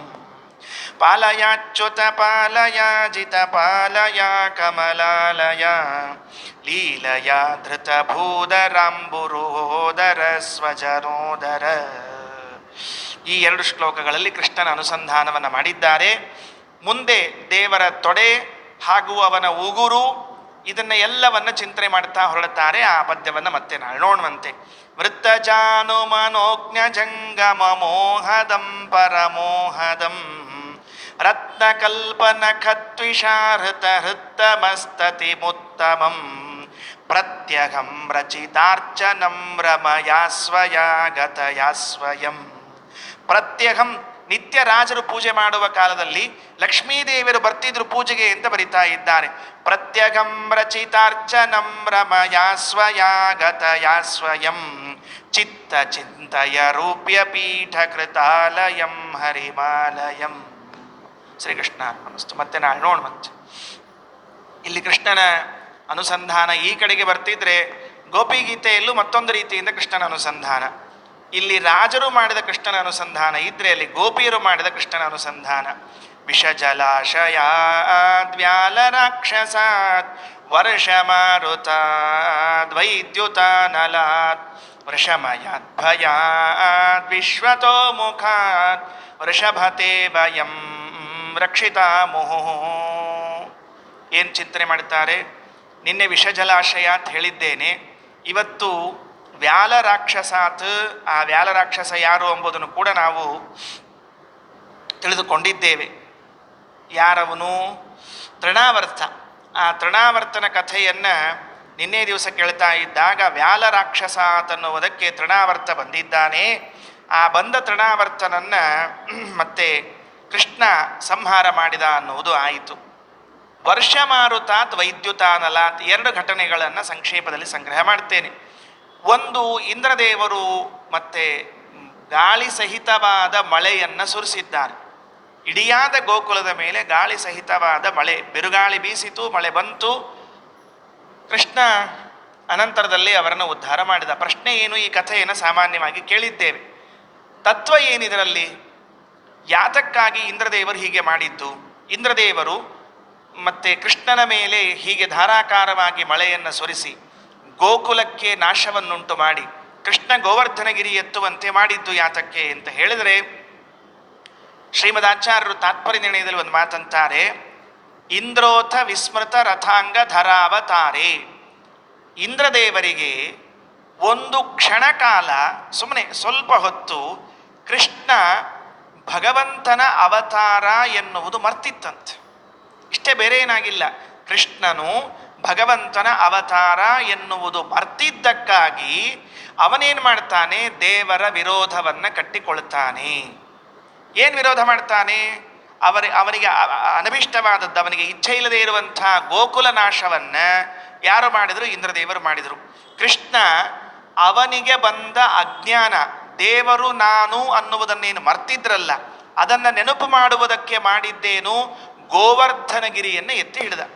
ಗೋವರ್ಧನಗಿರಿಯನ್ನು ಎತ್ತಿ ಹಿಡಿದು, ಇಂದ್ರ ನೀನು ನನ್ನನ್ನು ದೇವರು ಅಂತ ಮರ್ತಿದ್ದೀಯಪ್ಪ, ನೆನಪು ಮಾಡಿ ಕೊಡ್ತೇನೆ ಎಂದು ಬಂದಂತೆ. ಇಷ್ಟೇ, ಬೇರೆ ಆಗಿದ್ದೇನಲ್ಲ. ಅಲ್ಲಿ ನೆನಪಿಟ್ಟುಕೊಳ್ಬೇಕಾದದ್ದು ಕ್ಷಣಕಾಲ ದೇವರನ್ನು ಮರ್ತದ್ದಕ್ಕಾಗಿ. ಶ್ರೀಮದಾಚಾರ್ಯರ ಸಿದ್ಧಾಂತದ ಮಾತುಗಳನ್ನು ನೋಡಿದಾಗ ಬಹಳ ಆಶ್ಚರ್ಯ ಆಗ್ತದೆ. ಏನು ಅಂದರೆ, ದೇವತೆಗಳಂಥ ದೇವತೆಗಳಿಗೂ ಭಗವಂತನ ವಿಸ್ಮೃತಿ ಬರ್ತದಲ್ಲ, ಭಗವಂತನ ವಿಸ್ಮರಣೆ ಆಗ್ತದೆ, ಅವನ ಬಗ್ಗೆ ಅಜ್ಞಾನ ಬರ್ತದೆ. ಯಾತಕ್ಕಾಗಿ ಬರ್ತದೆ? ಸಾಮಾನ್ಯವಾಗಿ ನಾವು ಹೇಳೋದು ಅವರಿಗೂ ಪ್ರಾರಬ್ಧ ಇತ್ತು, ಆ ಪ್ರಾರಬ್ಧಕ್ಕಾಗಿ ಅವರಿಗೆ ದೇವರನ್ನು ಮರೆತು ಬಿಟ್ರು ಅಂತ. ಅಲ್ಲ, ಅವರಿಗೆ ದೇವರನ್ನು ಮರೆಯುವ ಪ್ರಾರಬ್ಧ ಇದ್ದಿದ್ದಿಲ್ಲ. ಮತ್ತೇನಿತ್ತು? ಅವರಿಗೆ ಅಸುರಾವೇಶ ಆಗುವ ಪ್ರಾರಬ್ಧ ಇತ್ತು. ಇಷ್ಟೇ ವಿಷಯ. ಪ್ರಾರಬ್ಧ ಎಷ್ಟಿರ್ತದೆ ಅಂದರೆ ಅಸುರಾವೇಶ ಆಗುವಷ್ಟೇ ಇರ್ತದೆ. ಆ ಅಸುರಾವೇಶವು ಪ್ರಬಲವಾಗಿದೆಯೋ ದುರ್ಬಲವಾಗಿದೆಯೋ ಅಂತ, ಸಾಮಾನ್ಯ ಅಸುರಾವೇಶ, ಪ್ರಬಲ ಅಸುರಾವೇಶ ಅಂತ ಎರಡು ವಿಷಯ ಇದೆ. ಈಗ ಇಂದ್ರದೇವರಿದ್ದಾರೆ, ಇಂದ್ರದೇವರಿಗೆ ಪ್ರಾರಬ್ಧ ಇದೆ. ಏನು ಪ್ರಾರಬ್ಧ ಇದೆ? ಅವರಲ್ಲಿ ಅಸುರನ ಆವೇಶವಾಗುವ ಒಂದು ಪ್ರಾರಬ್ಧ ಉಂಟು. ಆ ಪ್ರಾರಬ್ಧ ಪ್ರಬಲವ ಸಾಮಾನ್ಯವ? ಅಸುರಾವೇಶ ಸಾಮಾನ್ಯ ಆಗಿದ್ದರೆ ದೇವರನ್ನು ಮರ್ತಿರ್ತಾರೆ. ಅಸುರಾವೇಶ ಪ್ರಬಲವಾಗಿದ್ದರೆ ದೇವರ ವಿರುದ್ಧವಾದ ಕಾರ್ಯವನ್ನು ಮಾಡ್ತಾರೆ. ಇಷ್ಟು ವಿಷಯ. ಎರಡೇ ಎರಡು ಕೆಲಸ. ಶ್ರೀಮದಾಚಾರ್ಯ ಸಿದ್ಧಾಂತ ಪ್ರಕಾರ ದೇವತೆಗಳಿಗೆ, ರುದ್ರದೇವರಿಗೂ ಇರಬಹುದು, ಶೇಷದೇವರಿಗಿರಬಹುದು, ಗರುಡದೇವರಿಗಿರಬಹುದು, ಉಳಿದವ್ರದಂತರೂ ಕಥೆ ಹೇಳುವ ಅವಶ್ಯಕತೆಯೇ ಇಲ್ಲ. ಮಹಾನುಭಾವರಾದ ಗರುಡಶೇಷ ರುದ್ರದೇವರು ಇಂದ್ರದೇವರಿಗೇನೇ ಪ್ರಾರಬ್ಧ ಉಂಟು ಅಸುರಾವೇಶದಿಂದ. ಅಸುರಾವೇಶ ಆಯಿತು ಅಂದ ಮೇಲೆ ಪ್ರಬಲವಾಗಿದ್ದರೆ ಭಗವಂತನ ವಿರೋಧವನ್ನೇ ಮಾಡ್ತಾರೆ, ನಿಂತುಕೊಂಡು ಕೈಯಲ್ಲಿ ಯುದ್ಧ ಮಾಡ್ತಾರೆ. ರುದ್ರದೇವರು ಬಾಣಾಸುರನ ಮನೆಯಲ್ಲಿ, ರಾವಣ ಸತ್ತಾಗ ಎರಡು ಕಡೆಗೆ, ಬಾಣಾಸುರನ ಮನೆಯಲ್ಲಿ ಬಾಣಾಸುರನ ಪ್ರಸಂಗ, ರಾಮಾಯಣದ ಪ್ರಸಂಗದಲ್ಲಿ ರಾವಣ ಸತ್ತರೆ ಅಕ್ಷರಶಃ ಕೈಯಲ್ಲಿ ಆಯುಧವನ್ನು ಹಿಡಿದುಕೊಂಡು ರಾವಣ ಜೊತೆಗೆ ಯುದ್ಧಕ್ಕೆ ಬರ್ತಾರೆ. ಹೀಗ್ಯಾಕೆ ಬಂದರು ಅಂತ ಕೇಳಿದ್ರೆ ಶ್ರೀಮದಾಚಾರ್ಯ ನಿರ್ಣಯ ಕೊಡ್ತಾರೆ, ಪ್ರಬಲವಾದ ಅಸುರಾವೇಶ. ಆದ್ದರಿಂದ ದೇವತೆಗಳಲ್ಲಿ ಪ್ರಬಲ ಅಸುರಾವೇಶ ಬಂದರೆ ಭಗವದ್ವಿರೋಧಿ ಕರ್ಮ, ಅಲ್ಪವಾದ ಅಸುರಾವೇಶ ಬಂದರೆ ಭಗವಂತನ ವಿಸ್ಮೃತಿ. ಇಂದ್ರದೇವರಲ್ಲಿ ಎರಡೂ ಆಗಿತ್ತು. ಮೊದಲು ಸ್ವಲ್ಪ ಅಸುರಾವೇಶ ಆಗಿತ್ತು, ಕೃಷ್ಣನ್ ಮರ್ತಿದ್ದ. ಪ್ರಬಲ ಆಯಿತು, ದೇವರ ವಿರುದ್ಧವಾಗಿ ಮಳೆಯನ್ನು ಸುರಿಸಿದ. ಎರಡೂ ಆಗಿ ತೋರುವಂಥದ್ದಾಗಿದೆ. ಅದಕ್ಕೆ ವರ್ಷ ಮಾರುತಾತ್. ಮಳೆ ಬಂತಲ್ಲ, ಸುಮ್ಮನೆ ಒಂದು ಪ್ರಶ್ನೆ ನಮ್ಮದು. ಏನು? ಮಳೆ ಬಂದರೆ ಯಾರಾದರೂ ಮರದ ಕೆಳಗೋ ಮನೆ ಒಳಗೋ ಇನ್ನೆಲ್ಲೋ ಹೋಗ್ತಾರೆ. ಈ ಕೃಷ್ಣ ಏನು ಮರ ಮನೆ ಇವನ್ನೆಲ್ಲ ಬಿಡಿಸಿಬಿಟ್ಟು ಪರ್ವತವನ್ನೇ ಎತ್ತಬೇಕು? ಏನು ಕಾರಣ ಇರಬಹುದು? ಪರ್ವತ ಯಾಕೆ ಎತ್ತಬೇಕಾಯಿತು? ಏನ್ರಿ ಆಚಾರ್ಯ, ಅವನೇನೋ ಎತ್ಕೊಂಡಿದ್ದಾನೆ ಮಾಡಿದ್ದ, ನೀವ್ಯಾಕೆ ಟೆನ್ಷನ್? ನೀವು ಹೇಳ್ರಿ ಅಷ್ಟೇ. ಅದನ್ನೇ ಎತ್ತಬೇಕು ಅಂತ ಯಾಕೆ ಅಂತ ಪ್ರಶ್ನೆ. ಯಾಕೆ ಅಂದರೆ ಕೃಷ್ಣ ರಾಜನೀತಿಯನ್ನು ತೋರಿಸ್ತಾನೆ. ಏನು ರಾಜನೀತಿ ತೋರಿಸ್ತಾನೆ ಅಂದರೆ, ನನಗೂ ಒಬ್ಬ ಶತ್ರುವಿಗೂ ಒಬ್ಬನಿಗೂ ಯುದ್ಧ ಆಗ್ತಾ ಇದೆ ಅಂದರೆ ನಾನೇ ಮೊದಲು ಅವನ ಜೊತೆಗೆ ಯುದ್ಧಕ್ಕೆ ಹೋಗಬಾರ್ದಂತ. ಮತ್ತೆ ಮತ್ತೆ ಹೇಗೆ ನೀವು ಹೋಗಬಾರ್ದು ಅಂದ್ರೆ ಏನು? ಈಗಾಗಲೇ ಅವನಿಗೆ ಯಾರಾದರೂ ಶತ್ರುಗಳು ಇದ್ದಾರಾ ಅಂತ ಹುಡುಕ್ಬೇಕಂತ. ಈಗ ಫಾರ್ ಎಕ್ಸಾಂಪಲ್ ಯಾರೋ ಒಬ್ಬ ರಾಜನ ಜೊತೆಗೆ ಯುದ್ಧಕ್ಕೆ ಹೊರಟಿದ್ದಾನೆ. ಆ ರಾಜನಿಗೆ ವೈರಿಗಳು ಯಾರ್ಯಾರು ಅಂತ ಮೊದಲು ನೋಡಿಕೊಂಡು ಅವರನ್ನ ಮೊದಲು ಅವನ ಮೇಲೆ ಯುದ್ಧಕ್ಕೆ ಬಿಡಬೇಕಂತೆ. ಇವರು ಯುದ್ಧ ಆಡುವ ಕಾಲದಲ್ಲಿ ಇವನು ಸೋತಿರ್ತಾನಲ್ಲ, ಆಗ ಇವನು ದಾಳಿ ಮಾಡಿ ಅವನನ್ನು ಸೋಲಿಸಿ ತಾನು ಗೆದ್ದೆ ಅಂತ ಮಾಡಿಬಿಟ್ರೆ ಒಳ್ಳೆ ರಾಜಕಾರಣ ಅಂತೆ. ಇದು ರಾಜನೀತಿ. ಕೃಷ್ಣನಿಗೆ ಬೇಕಾಗಿಲ್ಲ, ಲೋಕಕ್ಕೆ ತಿಳಿಸ್ಬೇಕಲ್ಲ. ಅದು ಕೃಷ್ಣ ಏನು ಮಾಡಿದ? ಈಗ ಇಂದ್ರನಿಗೂ ನನಗೂ ಯುದ್ಧ. ಹಾಗಾದರೆ ಇಂದ್ರನಿಗೆ ಈಗಾಗಲೇ ಯಾರಾದರೂ ಒಬ್ಬರು ಶತ್ರುಗಳು ಇದ್ದಾರಾ ಅಂತ ನೋಡಿದ್ದಂತೆ. ಯಾರು ಶತ್ರುಗಳಿದ್ರು ಅಂದರೆ ಸರಿಯಾಗಿ ಪರ್ವತ ಸಿಕ್ಕಿತಂತೆ. ಯಾಕೆ ಸಿಕ್ತು ಅಂದರೆ ಪರ್ವತಕ್ಕೂ ಇಂದ್ರನಿಗೂ ಮೊದಲೇ ಯುದ್ಧ, ಜಗಳ. ಅವರಿಗೆ ಆಗಿ ಬರ್ತಿರ್ಲಿಲ್ಲ. ಪರ್ವತದ ರೆಕ್ಕೆಗಳನ್ನೆಲ್ಲ ಕತ್ತರಿಸಿದ್ದಲ್ಲ, ಆದ್ಯ ಶತ್ರು ಯಾರು ಅಂದರೆ ಈ ಪರ್ವತ. ಅದಕ್ಕೆ ದೇವರೇನು ಮಾಡಿದ ಅಂದರೆ ತಾನು ಯುದ್ಧ ಮಾಡದೆ ಮೊದಲನೇ ಶತ್ರುವನ್ನು ಎಬ್ಬಿಸಿ ನಿಲ್ಲಿಸಿ, ನೀನು ಅವರು ಯುದ್ಧ ಮಾಡ್ತೀರಿ, ನಾನು ಒಳಗೆ ಆರಾಮ ಕೂತಿರ್ತೇನೆ ಅಂತ ಪರ್ವತವನ್ನು ಎತ್ತಿ ಹಿಡಿದ ಅಂತ ರಾಜರು ಬರೀತಾರೆ. ನಾನೆಲ್ಲ ಹೇಳಿದ್ದೆ ಈ ಮಾತನ್ನು, ರುಕ್ಮಿಣೀಶ ವಿಜಯದಲ್ಲಿ ಹೇಳುವಾಗ ಈ ಮಾತನ್ನು ಬರೀತಾ ಇದ್ದಾರೆ. ವರ್ಷ ಮಾರುತಾತ್ ವೈದ್ಯುತಾನಲಾತ್. ಆದ್ದರಿಂದ ಭಗವಂತ ತದಾದ್ಯ ವೈರುದ್ಧರಣಿ ಕಾರ್ಯಂ, ಆದ್ಯ ವೈರಿಯಾಗಿರುವನ್ನು ತಂದುಕೊಟ್ಟಿದ್ದಾರೆ. ಇದು ಪರ್ವತದ ಎತ್ತಿದ. ವೈದ್ಯುತಾನಲಾತ್, ಇನ್ನು ಕಾಡ್ಗಿಚ್ಚು, ಆ ಕಾಡ್ಗಿಚ್ಚನ್ನು ಪಾನ ಮಾಡಿದ್ದಾನೆ ದೇವರು. ಬೆಂಕಿಯನ್ನು ಕುಡ್ದ ಅಂತನ್ನೋದೇ ಒಂದು ದೊಡ್ಡ ಆಶ್ಚರ್ಯದ ಕಥೆ. ಅದೆಲ್ಲ ನಮ್ಮ ತಲೆಗೆ ಬರೋದಿಲ್ಲ. ಅದು ಹೇಗೆ ಕುಡಿತಾನೆ ಎಂಬುದು ನಮ್ಮ ತಲೆಗೆ ಬರೋದಿಲ್ಲ. ಶ್ರೀಮದಾಚಾರ್ಯರು ಒಂದು ಬ್ರಹ್ಮಸೂತ್ರದ ಭಾಷ್ಯದಲ್ಲಿ ಹೇಳುವಾಗ, ಪೂರ್ಣಾನಂದಮಯಸ್ಯಾಸ್ಯ ಚೇಷ್ಟಾ ನ ಜ್ಞಾಯತೆ ಕ್ವಚಿತ್. ಈ ಬೆಂಕಿಯನ್ನು ಕುಡಿದು ಅದನ್ನು ಜೀರ್ಣ ಮಾಡಿಕೊಂಡ ಅಂತನ್ನೋದಿದೆಯಲ್ಲ, ಅಥವಾ ದಾವಾಗ್ನಿಯನ್ನು ಪಾನ ಮಾಡಿದ ಅಂತಿದೆಯಲ್ಲ, ಇದು ನಮ್ಮ ಬುದ್ಧಿಗೆ ನಿಲುಕಲಾರದ್ದು. ನೀವು ತಿಳ್ಕೊಳ್ಳಿಕ್ಕೆ ಸಾಧ್ಯ ಇಲ್ಲ. ಅದು ಹೆಂಗೆ ಸಾಧ್ಯ ಆಗ್ತದೆ? ಬಿಸಿ ಬಿಸಿಯಾದ ಪದಾರ್ಥವೇ ಬಾಯಲ್ಲಿ ಹೋದ್ರೇನೆ ನಮಗೆ ಸಮಸ್ಯೆ ಆಗ್ತಿರ್ತದೆ. ಅದಕ್ಕೆ ನಾವು ಆರಿಸಿಕೊಂಡು ಅದನ್ನು ಕೈಯಲ್ಲಿ ಹಿಡಿದುಕೊಂಡ ಮೇಲೆ ಮೊದಲು ಅನ್ನೋದೇ 1 ಗಂಟೆ. ಅದು ಅನ್ನೋ ಹೊತ್ತಿಗೆ ಪಾಪ ಅದೆಲ್ಲ ಸತ್ವ ಕಳ್ಕೊಂಡ್ಬಿಟ್ಟಿರ್ತದೆ. ನಮ್ಮಲ್ಲಿ ತೆನಾಲಿರಾಮ ಅಂತ ಒಬ್ಬನಿದ್ನಂತೆ. ತೆನಾಲಿರಾಮ ಅಂತ ಬಹಳ ಬುದ್ಧಿವಂತ ಆತ. ಅವನ ರಾಜ ಕೃಷ್ಣದೇವರಾಯ ಏನಿದ್ದ ಆತ, ಅವನಿಗೆ ಎಲ್ಲ ಮಂತ್ರಿಗಳಿಗೂ ಎಲ್ಲರಿಗೂ ಕರೆದು ಒಂದು ಬೆಕ್ಕು ಕೊಟ್ಟಿದ್ದಂತೆ. ಒಬ್ಬೊಬ್ಬರಿಗೆ ಒಂದೊಂದು ಬೆಕ್ಕು. ನೋಡ್ರಯ್ಯ, 1 ತಿಂಗಳು ಟೈಮ್ ಕೊಡ್ತೀನಿ, ಬೆಕ್ಕು ಚೆನ್ನಾಗಿ ಹೀಗಾಗಬೇಕು ಅಂತ ಹೇಳಿ ಒಂದು ಆಕಳು ಒಂದು ಬೆಕ್ಕು ಎರಡೂ ಒಟ್ಟಿಗೆ ಕೊಟ್ಟಿದ್ದಂತೆ. 1 ತಿಂಗಳಾದ ಮೇಲೆ ಪಾಪ ರಾಜನ ಮಾತು ಕೇಳಿಕೊಂಡು ಎಲ್ಲ ಮಂತ್ರಿಗಳು ಚೆನ್ನಾಗಿ ಬೆಕ್ಕು ಬೆಳೆಸಿದ್ರಂತೆ. ಏನು ಒಂದೊಂದು ಬೆಕ್ಕವು ಅಬ್ಬ ನೋಡಿದ್ರೆ ಆನಿ ಮರಿಯೋ ಹಂದಿ ಮರಿಯೋ ಅನಿಸ್ಬೇಕು, ಅಷ್ಟು ಚೆನ್ನಾಗಿತ್ತದು. ಇವನು ಬಂದರೆ, ತೆನಾಲಿರಾಮ ಬಂದರೆ ಬೆಕ್ಕು ಪಾಪ ಹಿಂಗೆ ಸೊರಗಿತ್ತಂಥದ್ದು, ಇಷ್ಟು ಕಡ್ಡಿ. ಅವನು ರಾಜ ಕೇಳ್ತಾನಲ್ಲೋ, ನಿಂಗೆ ಆಕಳು ಕೊಟ್ಟಿದ್ನೋ ಇಲ್ಲೋ? ಹೌದು ಮಹಾಪ್ರಭು. ಹಾಲು ಹಿಂಡ್ತಿದ್ಯೋ ಇಲ್ಲೋ? ಹೌದು ಮಹಾಪ್ರಭು. ಮತ್ತೆ ಕುಡಿಸಿಯೋ ಇಲ್ಲೋ ಬೆಕ್ಕಿಗೆ? ನಾನು ಯಾಕೆ ಸುಳ್ಳು ಹೇಳಿ, ನಿಮ್ಮ ಬೆಕ್ಕಿನ ಕೇಳ್ಕೊಳ್ರಿ ಅಂದ. ಅಲ್ಲೋ, 1 ತಿಂಗಳು ಹಾಲು ಕುಡಿದ ಬೆಕ್ಕು ಹೇಗಿರ್ತದೆ, ಹಾಲು ಕುಡಿದೇ ಇರೋ ಬೆಕ್ಕು ಹೇಗಿರ್ತದೆ ನನಗೆ ಅರ್ಥ ಆಗೋದಿಲ್ವಾ? ಅಷ್ಟು ರಾಜ ನಾನು. ಒಂದು ಕೆಲಸ ಮಾಡ್ರಿ, ಹಾಲು ಕಾಯಿಸಿಕೊಂಡು ಬಂದು ಅದರ ಮುಂದೆ ಇಡ್ರಿ. ಅದು ಹಾಲು ಕುಡಿದ್ರೆ ನೀವೇನು ಶಿಕ್ಷೆ ಕೊಟ್ಟರು ತಗೊಳ್ತೀನಿ. ಏನು ಹಂಗಂತಿ? ಬೆಕ್ಕಕ್ಕೂ ಹಾಲು ಕುಡಿಯೋದಿಲ್ವಾ? ಸ್ವಾಮಿ, ಇದೊಂದು ವಿಚಿತ್ರ ಬೆಕ್ಕು, ಹಾಲೇ ಕುಡಿಯೋದಿಲ್ಲ ಅಂದ. ಇವನು ರಾಜ ಅಂದ, ಎಲ್ಲೋ ನಂಗೆ ಇವನು ಟೋಪಿ ಹಾಕ್ತಿದ್ದಾನೆ ಅಂದ. ಅವನೇನು ಮಾಡಿದ್ದಾನೆ ಅಂದರೆ ಹಾಲು ಕಾಯಿಸ್ಕೊಂಡು ಬಂದ. ಪರೀಕ್ಷೆ ಆಗಬೇಕಲ್ಲ. ಆ ಕೃಷ್ಣದೇವರಾಯ ಹಾಲು ಕಾಯಿಸಿಕೊಂಡು ಬಂದು ಬೆಕ್ಕಿನ ಮುಂದೆ ಇಟ್ಟರೆ ಬೆಕ್ಕು ನೋಡಿ ಓಡಿ ಹೋಯ್ತಂತೆ. ಹಾಲು ನೋಡಿ ಅವನಿಗೆ ಗಾಬರಿ ಆಯಿತು ರಾಜನಿಗೆ. ಅವ ಅಂದ, ಇಲ್ಲಿ ಬಾ, ಏನು ಮಾಡಿದಿ ಹೇಳು ಅಂದ. ಏನಿಲ್ಲ ಸ್ವಾಮಿ, ಈ ಬೆಕ್ಕಿಗೆಲ್ಲ ಯಾಕೆ ಹಾಲು ಕೊಡಿಸೋದು ಅಂತ ಹೇಳಿ ಮೊದಲನೇ ದಿವಸವೇ ಬಿಸಿಯಾದ ಹಾಲನ್ನು ಬೆಕ್ಕಿಗೆ ಹಾಕಿದೆ. ಅದು ನಾಲಿಗೆ ಇಟ್ಟಿತು, ಒಂದು ಸುಟ್ಟುಕೊಂಡಿತು ನೋಡ್ರಿ ನಾಲಿಗೆಯನ್ನು. ಆವತ್ತಿನಿಂದ ಇವತ್ತಿನವರೆಗೆ ಹಾಲು ಕುಡಿಲಿಕ್ಕೆ ತಯಾರಾಗಿಲ್ಲ. ಅದು ಯಾವಾಗ ಹಾಲು ಕುಡಿದ್ರು ಅಂತದೆ ಪಾಪ ಅದು ಒಂದಂತ. ಹಾಗಾಗಿ ಬಿಸಿಯಾದ ಹಾಲು ಕುಡಿಯುವಾಗೆ ನಮ್ಮ ಸ್ಥಿತಿ ಹೀಗಿದ್ರೆ ಇನ್ನು ಬೆಂಕಿಯನ್ನು ಕುಡಿದದ್ದೆಲ್ಲ ನಾವು ಹೇಗೆ ತಿಳ್ಕೊಳ್ಳಿಕ್ಕೆ ಸಾಧ್ಯ ಇದೆ? ಅದಕ್ಕಂದ್ರು ಮತ್ತೆ ದೇವರು ದಾವಾಗ್ನಿಯನ್ನು ಪಾನ ಮಾಡಿದ್ದಾನೆ. ವೈದ್ಯುತಾನಲಾತ್ ವೃಷಮಯಾತ್ ಭಯಾತ್ ವತ್ಸಾಸುರ ಅಂತ ಒಬ್ಬ ಅಸುರ ಬಂದಿದ್ದಾನೆ, ಅವನನ್ನು ಸಂಹಾರ ಮಾಡಿದ್ದಾನೆ. ಇಷ್ಟೆಲ್ಲ ಯಾಕೆ ಗೋಪಿಯರು ಹೇಳ್ತಿದ್ದಾರೆ? ಕೃಷ್ಣ ಈ ಎಲ್ಲ ಆಪತ್ತುಗಳಲ್ಲಿಯೂ ನಮ್ಮನ್ನು ಪಾರು ಮಾಡಿದವನು. ಈಗ ನೀನು ನಮ್ಮನ್ನು ಆಪತ್ತಿನಲ್ಲಿ ಕೈ ಬಿಟ್ಟು ಹೋದರೆ ಹೇಗೆ? ಈ ಕತ್ತಲೆಯಲ್ಲಿ ನಮ್ಮನ್ನು ಬಿಟ್ಟು ಹೋಗೋದು ಸರಿಯಾ? ಈಗ ನಮಗೆ ಬಂದ ಆಪತ್ತನಿಗೆ ಕಾಣಿಸ್ವಲ್ತ?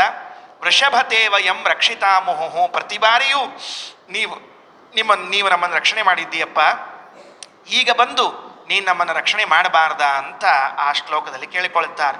ಮುಂದಿನ ಶ್ಲೋಕ, ಕೃಷ್ಣ ಜನ ಎಲ್ಲ ನಿನ್ನ ಬಗ್ಗೆ ತಪ್ಪು ತಿಳ್ಕೊಂಡಿದ್ದಾರೋ, 5ನೇ ಶ್ಲೋಕದಲ್ಲಿ, ನ ಖಲು ಗೋಪಿಕಾ ನಂದನೋ ಭವಾನ್ ಅಖಿಲ ದೇಹಿನಾಮಂತರಾತ್ಮದೃಕ್ ವಿಖನ ಸಾರ್ಚಿತೋ ವಿಶ್ವಗುಪ್ತಗೆ ಸಖ ಉದೇಯಿವಾನ್ ಸಾತ್ವತಂ ಕುಲೇ ನ ಖಲು ಗೋಪಿಕಾ ನಂದನೋ ಭವಾನ್ ನ ಖಲು ಗೋಪಿಕಾನಂದನ ಭವಾನ್. ನೀನು ಯಶೋದೆಯ ಮಗ ಅಲ್ಲ, ನೀನು ಯಶೋದೆಯ ಮಗ ಅಲ್ಲ. ಅಲ್ಲ, ಮತ್ತೆ ನನ್ನ ಆಧಾರ್ ಕಾರ್ಡಿನಲ್ಲಿ, ಕೃಷ್ಣನ ಆಧಾರ್ ಕಾರ್ಡಿನಲ್ಲಿ ಅಪ್ಪನ ಅಮ್ಮನ ಹೆಸರು ಅಂದರೆ ನಂದಗೋಪ ಯಶೋಧ ಅಂತೆ ಬರೆದಿದ್ದಾರೆ. ವಿಚಿತ್ರ ಅಲ್ಲ? ಪ್ಯಾನ್ ಕಾರ್ಡ್ ಒಳಗೆ ಅಮ್ಮನ ಹೆಸರಂತ, ಆಧಾರ್ ಕಾರ್ಡ್ ಒಳಗೆ ಅಪ್ಪನ ಹೆಸರಂತ. ಹಿಂಗೆ ಮಾಡಿ ಇವ್ರು ಯಾವ್ಯಾವ ಕಾರ್ಡ್ ಒಳಗೆ ಏನೇನು ಹೆಸರು ಹಾಕಿರ್ತಾರೆ ಅಂತ ತಿಳಿಯಂಗಿಲ್ಲ ನಮಗೆ. ರೇಷನ್ ಕಾರ್ಡ್ ಒಳಗೆ ಇಡೀ ಹೆಂಡತಿ ಮಕ್ಕಳ ಹೆಸರಂತ, ರೇಷನ್ ಕಾರ್ಡ್ ಒಳಗೆ ಹೆಂಡತಿ ಮಕ್ಕಳು, ಪ್ಯಾನ್ ಕಾರ್ಡ್ ಒಳಗೆ ಅಮ್ಮ, ಆಧಾರ್ ಕಾರ್ಡ್ ಒಳಗೆ ಅಪ್ಪ. ಇವ ಎಲ್ಲಿ ಇವಂಗೆ ಯಾವುದು ಕಾರ್ಡೇ ಇಲ್ಲಿ, ಇವಂಗೆ ವಿಸಿಟಿಂಗ್ ಕಾರ್ಡ್ ಒಳಗೆ ಅಷ್ಟೇ ಇವನ ಹೆಸರು ಮುಂದಿಂದು. ಅಂದ ಮೇಲೆ ಅವು ನೋಡ್ರಿ, ನಾನು ಮತ್ತೆ ಅಪ್ಪ ಅಮ್ಮ ಮತ್ತೆ ಹೇಳ್ತಾರಲ್ಲ ಅಂದರೆ ಅಲ್ಲ. ನಖಲು ಗೋಪಿಕಾ ನಂದನೋ ಭವಾನ್. ಯಾಕೆ ಗೊತ್ತಾ? ಅಖಿಲ ದೇಹಿನಾಮಂತರಾತ್ಮದೃಕ್. ಅಲ್ಲ ಕೃಷ್ಣ, ಎಲ್ಲರಲ್ಲಿ ಕುಳಿತುಕೊಂಡು ಎಲ್ಲರನ್ನೂ ನೋಡುವಂತಹ ವಿಶ್ವಾಂತರ್ಯಾಮಿ ವಿಶ್ವತಶ್ಚಕ್ಷುವಾದ ನೀನು ಯಾರ ಮಗ ಅಂತ ಕರೆದ್ರೆ ನಂಬುತ್ತಾರೆ ಹೇಳೋಣಂತೆ. ವಿಶ್ವತಶ್ಚಕ್ಷುರುತ ವಿಶ್ವತೋ ಮುಖೋ ವಿಶ್ವತೋ ಬಾಹುರುತ ವಿಶ್ವತಸ್ಪಾತ್ ಸಂಬಾಹುಭ್ಯಾಂ ನಮತಿ ಸಂಪದತ್ರೈರ್ದ್ಯಾವಾ ಭೂಮಿ ಜನಯನ್ ದೇವಗೇಕಾಗ. ವೇದ ಮಂತ್ರ ಹೇಳ್ತದೆ, ಎಲ್ಲರಲ್ಲೂ ಇದ್ದಾನೆ ದೇವರು, ಎಲ್ಲರ ಕಣ್ಣಿನಲ್ಲಿ ಇದ್ದಾನೆ, ಎಲ್ಲರ ಮುಖದಲ್ಲಿ ಇದ್ದಾನೆ, ಎಲ್ಲರನ್ನೂ ಎಲ್ಲ ಕಾಲದಲ್ಲೂ ನೋಡ್ತಾ ಇದ್ದಾನೆ. ಇಂಥವನನ್ನ ಯಾರೊಬ್ಬರ ಮಗ ಅಂತ ಕರ್ಲಿಕ್ಕೆ ಸಾಧ್ಯ ಆಗ್ತದ? ನಖಲು ಗೋಪಿಕಾ ನಂದನೋ ಭವಾನ್ ಅಖಿಲ ದೇಹಿನಾಮಂತರಾತ್ಮದೃಕ್. ಎಲ್ಲರ ಒಳಗೆ ಅಂತರ್ಯಾಮಿಯಾಗಿದ್ದು ಅವರನ್ನ ನಿಯಂತ್ರಣ ಮಾಡುವಂಥವನು. ಮತ್ತೆ ಹೌದಾ, ನಾನು ಮತ್ತೆ ದೇವರಾಗಿದ್ದರೆ ಇಲ್ಲಿಗೆ ಯಾಕೆ ಬಂದದ್ದು? ಕೃಷ್ಣ ಪ್ರಶ್ನೆ ಅವರಿಗೆ, ನಾನು ದೇವರಾಗಿದ್ದರೆ ಇಲ್ಲಿಗೆ ಯಾಕೆ ಬಂದದ್ದು? ಉತ್ತರ ಹೇಳುತ್ತಾರೆ, ವಿಖನ ಸಾರ್ಚಿತೋ ವಿಶ್ವಗುಪ್ತಗೆ ಸಖ ಉದೇಯಿವಾನ್ ಸಾತ್ವತಾಂ ಕೊಲೆ. ವಿಖನಸ ಅರ್ಚಿತ. ವಿಖನಸ್ ಅಂದರೆ ಬ್ರಹ್ಮದೇವರು, ಬ್ರಹ್ಮದೇವರಿಗೆ ವಿಖನಸ್ ಅಂತ ಕರೀತಾರೆ. ವಿಖನಸಾರ್ಚಿತ, ಬ್ರಹ್ಮದೇವರಿಂದ ಪ್ರಾರ್ಥಿತನಾಗಿ, ಬ್ರಹ್ಮದೇವರು ಬಂದು ಪ್ರಾರ್ಥನಾ ಮಾಡಿಕೊಂಡ್ರು, ಸ್ವಾಮಿ ನೀನು ಕೆಳಗೆ ಅವತಾರ ಮಾಡಿ ಬರಬೇಕು. ಎದಕ್ಕ? ವಿಶ್ವಗುಪ್ತಯೇ, ಜಗತ್ತಿನ ರಕ್ಷಣೆಗಾಗಿ. ವಿಖನಸಾರ್ಚಿತೋ ವಿಶ್ವಗುಪ್ತಯೇ, ಜಗತ್ತಿನ ರಕ್ಷಣೆಯನ್ನು ಮಾಡುವಂತ ಚತುರ್ಮುಖ ಬ್ರಹ್ಮದೇವರು ಪ್ರಾರ್ಥನೆ ಮಾಡಿಕೊಂಡಾಗ ನೀನು ಸಖ ಉದೇಯಿವಾನ್ ಸಾತ್ವತಾಂ ಕುಲೆ, ಈ ಸಾತ್ವತರ ಕುಲದಲ್ಲಿ, ಈ ಯಾದವರ ಕುಲದಲ್ಲಿ ನೀನು ಹುಟ್ಟಿ ಬಂದಿದ್ದೀಯಾ. ಜನ ಎಲ್ಲ ತಿಳಿದಿದ್ದಾರೆ ಕೃಷ್ಣ ಯಶೋದೆ ನಂದಗೋಪನ ಮಗನೆಂದು. ನೀನು ಯಶೋದೆ ನಂದಗೋಪರ ಮಗ ಅಲ್ಲ, ನೀನು ಸಾಕ್ಷಾತ್ ಪರಮಾತ್ಮ ಅವತಾರ ಮಾಡಿದ್ದು ಚತುರ್ಮುಖನ ಪ್ರಾರ್ಥನೆಗೆ ಅನುಗುಣವಾಗಿ. ಏನು ಕೆಲಸ ಇದೆ ಅಂತ ಹೇಳಿದರೆ ಜಗತ್ತಿನ ರಕ್ಷಣೆ, ವಿಶ್ವಗುಪ್ತಿಯೇ ನಿನ್ನ ಕೆಲಸ. ಅಲ್ಲಪ್ಪ ಕೃಷ್ಣ, ಇಷ್ಟು ದೊಡ್ಡದಾದ ಜಗತ್ತನ್ನು ನೀನು ನೋಡಬಲ್ಲಿ, ಅಂತರ್ಯಾಮಿಯಾಗಿದ್ದು, ನಾವೆಲ್ಲಿದ್ದೀವಿ ಅಂತ ನಿನಗೆ ಕಾಣಿಸ್ತಿಲ್ವಾ? ನೋಡ್ರಿ ಅವ್ರು ಹೆಂಗೆ ಧ್ವನಿ ಇಟ್ಟಿದ್ದಾರೆ ಅದರಲ್ಲಿ. ಅಖಿಲ ದೇಹಿನಾಂ ಅಂತರಾತ್ಮದೃಕ, ಎಲ್ಲರೊಳಗಿದ್ದು ಎಲ್ಲರನ್ನ ನೋಡುವಂಥವು ನೀನು. ನಾವೊಬ್ಬರು ನಿಮ್ಮ ಕಣ್ಣಿಗೆ ಬೀಳ್ತಿಲ್ವಾ? ಎಲ್ಲಿ ಹೋಗಿದ್ದಿ ಈಗ ನೀನು? ನಖಲು ಗೋಪಿಕಾ ನಂದನೋ ಭವಾನ್ ಸಖ ಅಖಿಲ ದೇಹಿನಾಮಂತರಾತ್ಮದೃಕ ವಿಖನ ಸಾರ್ಚಿತೋ ವಿಶ್ವಗುಪ್ತಗೆ ಸಖ ಉದೇಯಿವಾನ್ ಸಾತ್ವತಂ ಕುಲೇ. ಭಗವಂತನಿಗೆ ಅದಕ್ಕೆ ರಾಜರು ಪ್ರಶ್ನೆ ಮಾಡುವ ಹಾಗೆ ಮಾಡಿದ್ದಾರೆ. ತಾಭ್ಯಾಮ್ ಅನಂಗೀಕೃತ ಕೃಷ್ಣ ಜನ್ಮ ಕೋವಾ ಪುಮಾನ್ ಸಾಧಯಿತು ಸಮರ್ಥ. ವಸುದೇವ ದೇವಕಿಯರ ಮಗ ಅಂತ ನೀವು ಹೇಳೋದಾಗಲಿ, ಇನ್ನು ಯಾರದ್ದೇ ಮಗ ಅಂತ ನೀವು ಹೇಳುವಾಗ ಮೊದಲು ತಂದೆ ತಾಯಿಗಳ ಒಪ್ಪಿಗೆ ಬೇಕು, ಅವರು ಒಪ್ಪಬೇಕು, ಇವರು ನಮ್ಮ ಮಗು ಅಂತ ಹೇಳಬೇಕು. ಅವರೇ ಇಬ್ಬರು ಒಪ್ಪದೇ ಇರುವಾಗ ನಿಮಗೆ ಯಾರು ಅಧಿಕಾರ ಕೊಟ್ಟರು ಅವರ ಮಗ ಅಂತ ಹೇಳಲಿಕ್ಕೆ ಅಂತ ರಾಜರು ಹೇಳ್ತಾರೆ ಆ ಮಾತನ್ನು. ನಖಲು ಗೋಪಿಕಾ ನಂದನೋ ಭವಾನ್ ಅಖಿಲ ದೇಹಿನಾಮಂತರಾತ್ಮದೃಕ ವಿಖನ ಸಾರ್ಚಿತೋ ವಿಶ್ವಗುಪ್ತಯೇ ಸಖ ಉದೇಯಿವಾನ್ ಸಾತ್ವತಾಂ ಕುಲೇ. 6ನೇ ಶ್ಲೋಕ. ದೇವರೇ, ಆ ನಿನ್ನ ಕೈ ಇದೆಯಲ್ಲ, ನಿನ್ನ ಕೈಯನ್ನು ನಮ್ಮ ತಲೆ ಮೇಲೆ ಇಟ್ಟುಬಿಡಪ್ಪ ಮಹಾರಾಯ, ಸಾಕು, ಬೇರೆ ಏನು ಕೇಳೋದಿಲ್ಲ. ನಾವು ನಿನ್ನನ್ನು ಹುಡುಕಾಟ ಮಾಡ್ತಾ ಬರ್ತಾ ಇದ್ದೇವೆ. ನಾವು ಹುಡುಕಾಟ ಮಾಡ್ತಾ ಮಾಡ್ತಾ ಬಂದು ನಿನಗೇ ಶರಣಾಗ್ತೀವಿ. ನಿನಗೆ ಶರಣಾದಾಗ ನೀನು ನಿನ್ನ ಅಭಯ ಹಸ್ತವನ್ನು ನಮ್ಮ ತಲೆಯ ಮೇಲೆ ಇಟ್ಟರೆ ಅದೇ ಸಾಕು ಅಂತ ಈಗ ಪ್ರಾರ್ಥನೆ. ಮುಂದಿನದ್ದು ಆ ಅಭಯ ಹಸ್ತ ಹೇಗಿದೆ ಅಂತ ಒಂದು ಶ್ಲೋಕ. ವಿರಚಿತಾಭಯಂ ವೃಷ್ಣಿವರ್ಯತೆ ಶರಣಮೀಯುಷಾಂ ಸಂಸೃತಿರ್ಭಯಾತ್ ಕರಸರೋರುಗಂ ಕಾಂತಕಾಮದಂ ಶಿರಸಿ ದೇಹಿನ ಶ್ರೀಕರಗ್ರಹಂ. ಒಂದು ಶಬ್ದ ಹಾಕಿದ್ರು. ಇದು ಭಾರಿ ಕಠಿಣ ರೀ. ಗೋಪಿಕಾಸ್ತ್ರೀಯರು ಇಷ್ಟು ಚಂದ ಸ್ತೋತ್ರ ಮಾಡೋದೇ ಕಷ್ಟ. ವಿರಚಿತಾಭಯಂ, ದೇವರ ಕೈ ಇದು ಏನು ಅಂದರೆ ವಿರಚಿತ ಅಭಯಂ. ಯಾರೇ ಬಂದರೂ ಅವರಿಗೆ ಅಭಯವನ್ನು ಅಭಯ ನೀಡಲಿಕ್ಕೇನೆ ಇದ್ದದ್ದು. ನಮಗದು ಅಭಯ ನೀಡಲಿಕ್ಕೆ ಇದ್ದದ್ದು ಅಂದರೆ ಅರ್ಥ ಆಗೋದಿಲ್ಲ. ಯಾಕೆ ಅಂದರೆ ಸಂಸಾರ ಇದು ನಮಗೆ ಭಯ ಅಂತ ಗೊತ್ತಿದ್ರೆ ಅಭಯಕ್ಕಾಗಿ ದೇವರನ್ನು ಭೇಟಿಯಾಗಬೇಕು. ಗೋಪಿಯರಂತಾರೆ ವಿರಚಿತಾಭಯಂ ವೃಷ್ಣಿವರ್ಯತೆ ಶರಣಮೀಯುಷಾಂ ಸಂಸೃತಿರ್ಭಯಾತ್. ಸಂಸೃತಿ ಸಂಸಾರ, ಇದರ ಭಯದಿಂದ ಶರಣಾಗಬೇಕು ಅಂತ ಇಟ್ಕೊಂಡಿದ್ದೀವಿ. ಏನು ವಿಚಿತ್ರ ಭಯ ಈ ಸಂಸಾರದ್ದು ಅಂದರೆ, ಪ್ರಹ್ಲಾದರಾಜರು ಒಂದು ಮಾತಂತಾರೆ. ಅವರು ನರಸಿಂಹದೇವರು ಬಂದು ಕೂತಿದ್ರಂತೆ. ಅದೇನು ಘೋರ ರೂಪ ಅನ್ನೋದು ನಿಮಗೆ ಗೊತ್ತೇ ಇದೆ ನರಸಿಂಹದೇವರದ್ದು. ನರಸಿಂಹದೇವರು ಮೆಲ್ಲಕ್ಕೆ ಕೇಳಿದ್ರಂತೆ, ನಿಂಗೆ ಭಯ ಆಗ್ತಿಲ್ವಾ ನನ್ನ ನೋಡಿ ಅಂತ ಕೇಳಿದ್ರಂತೆ. ಅವನು ಪ್ರಹ್ಲಾದ 5 ವರ್ಷ ರೀ ಹುಡುಗನಿಗೆ. ಅವನ ಇದೇನು ಭಯ ಆಗುವಂತಹದ್ದು ಸ್ವಾಮಿ, ನಿನ್ನ ನೋಡಿ ಭಯ ಆಗಬೇಕು ಅಂತೇನಿದೆ ಹೇಳಿ ನೋಡಂತ. ಅಲ್ಲೋ ಈ ಸಿಂಹದ ಮೋರೆ, ಈ ಕರಳಮಾಲೆ, ಉಗುರು, ಕಿವಿಗಳು, ಕೂದಲುಗಳು ಇದೆಲ್ಲ ನೋಡಿ ಭಯ ಆಗೋದಿಲ್ವಾ? ಆಗೋದಿಲ್ಲ.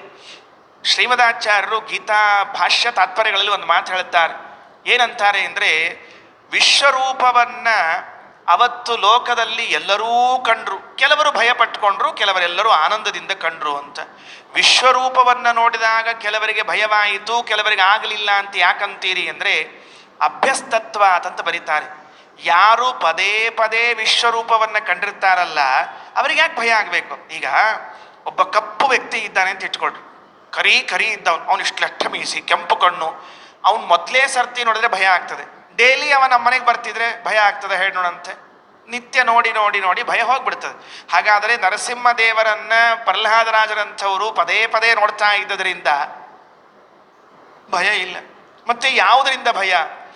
ತ್ರಸ್ತೋಸ್ಮ್ಯಕಂ ಕೃಪಣ ವತ್ಸಲ ದುಸ್ಸಹೋಗ್ರ ಸಂಸಾರ ಚಕ್ರ ಕದನಾತ್ ಕೃಷತಾಂ ಪ್ರಣೀತಃ. ಈ ಸಂಸಾರದಿಂದಲೇ ಭಯಗೊಂಡಿದ್ದೇನೆ ಮಹಾಪ್ರಭು ಲಕ್ಷ್ಮೀ ನರಸಿಂಹ. ಈ ಸಂಸಾರ ಹೇಗಿದೆ ಗೊತ್ತಾ? ಯಸ್ಮಾತ್ ಪ್ರಿಯ ವಿಯೋಗ ಸುಯೋಗ ಜನ್ಮ ಶೋಕಾಗ್ನಿನ ಸಕಲ ಯೋನಿಷು ದಹ್ಯಮಾನಃ ದುಃಖೌಷಧಂ ತದಪಿ ದುಃಖಮತದ್ಧಿಯಾಹಂ ಭೂಮನ್ ಭ್ರಮಾಮಿ ವದ ಮೇ ತವ ದಾಸ್ಯ ಯೋಗಂ. ಈ ಸಂಸಾರ ವಿಚಿತ್ರದರಿ. ಪ್ರಹ್ಲಾದರಾಜರಂತಾರೆ ಇದರಿಂದ ಯಾಕೆ ಭಯ ಬರ್ತದೆ ಗೊತ್ತೇನು? ಯಸ್ಮಾತ್ ಪ್ರಿಯ ವಿಯೋಗ ಸುಯೋಗ ಜನ್ಮ. ನಮಗೆ ಬೇಕಾದ ವಸ್ತು, ನಮಗೆ ಯಾವ ವಸ್ತು ಬೇಕೋ ಅದು ನಮಗೆ ಸಿಗುವುದೇ ಇಲ್ಲ, ಯಾವಾಗಲೂ ದೂರ ಇರ್ತದೆ. ಯಾವುದು ನಮಗೆ ಬೇಡವೋ ಡೈಲಿ ಬೆಳಗ್ಗೆ ಎದ್ದು ಗುಡ್ ಮಾರ್ನಿಂಗ್ ಅದೇ ಹೇಳ್ತದೆ. ಇದು ಏನು ಅನ್ಬೇಕು ಹೇಳಿ? ಈ ಸಂಸಾರ ಅಲ್ಲದೆ ಇನ್ನೇನು ಅನ್ಬೇಕು? ಯಸ್ಮಾತ್ ಪ್ರಿಯ ವಿಯೋಗ ಸುಯೋಗ ಜನ್ಮ. ಒಬ್ಬನು ಈ ಕುದುರೆ ಕಟ್ಟಿದ್ದಂತೆ. ಮೊದಲೆಲ್ಲ ಕುದುರೆ ಟಾಂಗ ಇರ್ತಿದ್ ನೋಡ್ರಿ, ಟಾಂಗ ಅಂತ ಕರಿತೀರಿ ನಮ್ಮೆಲ್ಲ. ಅದು ಒಂದೇ ಕುದುರೆ ಕಟ್ಟಿಕೊಂಡು ಅದ್ರ ಮೇಲೆ ಬರೋದು, ಊರಿಂದ ಊರಿಗೆ ಪ್ರಯಾಣ ಎಲ್ಲ ಮಾಡ್ಕೊಂಡು ಟಾಂಗ ಅಂತ ಇರ್ತಿತ್ತು. ಆ ಕುದುರೆ ಕಟ್ಟಿದವನು ಏನು ಮಾಡಿದ್ದ ಅಂದರೆ ತುಂಬ ಬುದ್ಧಿವಂತ. ಆ ಕುದುರೆ ಓಡಬೇಕಲ್ಲ ವೇಗವಾಗಿ. ಅದು ವೇಗವಾಗಿ ಓಡಿದ್ರೆ ಹೊಡೆದ್ರೆ ಓಡೋದಿಲ್ಲ, ಎಷ್ಟು ಸರ್ತಿ ಹೊಡೆಸ್ಕೊಳ್ತದೆ ಅದು. ಅದಕ್ಕೆ ಉಪಾಯ ಮಾಡಿದ.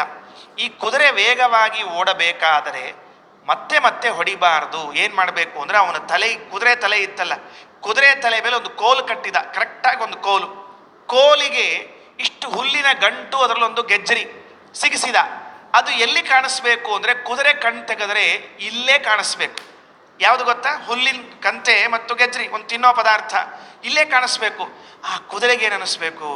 ವಾವ್, ಎಷ್ಟು ಹತ್ತಿರ ಇದೆಯಲ್ಲ, ಒಂದು ಹೆಜ್ಜೆ ಮುಂದಿಟ್ಬಿಟ್ರೆ ಸಿಗ್ತದಲ್ಲ ಅಂತ ಒಂದು ಹೆಜ್ಜೆ ಮುಂದಿಡಬೇಕು. ಅದು ಒಂದು ಹೆಜ್ಜೆ ಮುಂದಿಟ್ಟು ಕೂಡಲೇ ಆ ತಲೆ ಮೇಲಿನ ಕೋಲು ಮುಂದೆ ಕಟ್ಟಿದ್ನಲ್ಲ, ಅದು ಒಂದು ಹೆಜ್ಜೆ ಮುಂದೆ ಹೋಗ್ತಿತ್ತು. ಅರೆ ರೇ ಇನ್ನೊಂದು ಹೆಜ್ಜೆ ಮುಂದೆ ಹೋಗಬೇಕು, ಅರೆ ರೇ ಇನ್ನೊಂದು ಹೆಜ್ಜೆ ಮುಂದೆ ಹೋಗಬೇಕು. ಇದು ಮುಂದೆ ಮುಂದೆ ಹೋಗೋದು, ಅದು ಇನ್ನೂ ಮುಂದೆ ಮುಂದೆ ಹೋಗೋದು. ಯಸ್ಮಾತ್ ಪ್ರಿಯ ಪ್ರಿಯ ವಿಯೋಗ ಸುಯೋಗ ಜನ್ಮ ಶೋಕಾಗ್ನಿನ ಸಕಲ ಯೋನಿಷು ದಹ್ಯಮಾನ ದುಃಖೌಷಧಂ ತದಪಿ ದುಃಖಮತದ್ಧಿಯಾಹಂ ಭೂಮನ್ ಭ್ರಮಾಮಿ ವದಮೇ ತವ ದಾಸ್ಯ ಯೋಗಂ. ಎಂದೂ ಸಿಗಲೇ ಇಲ್ಲ ಕುದುರೆಗಳು. ಹೆಂಗೆ ಸಿಗ್ತದೆ?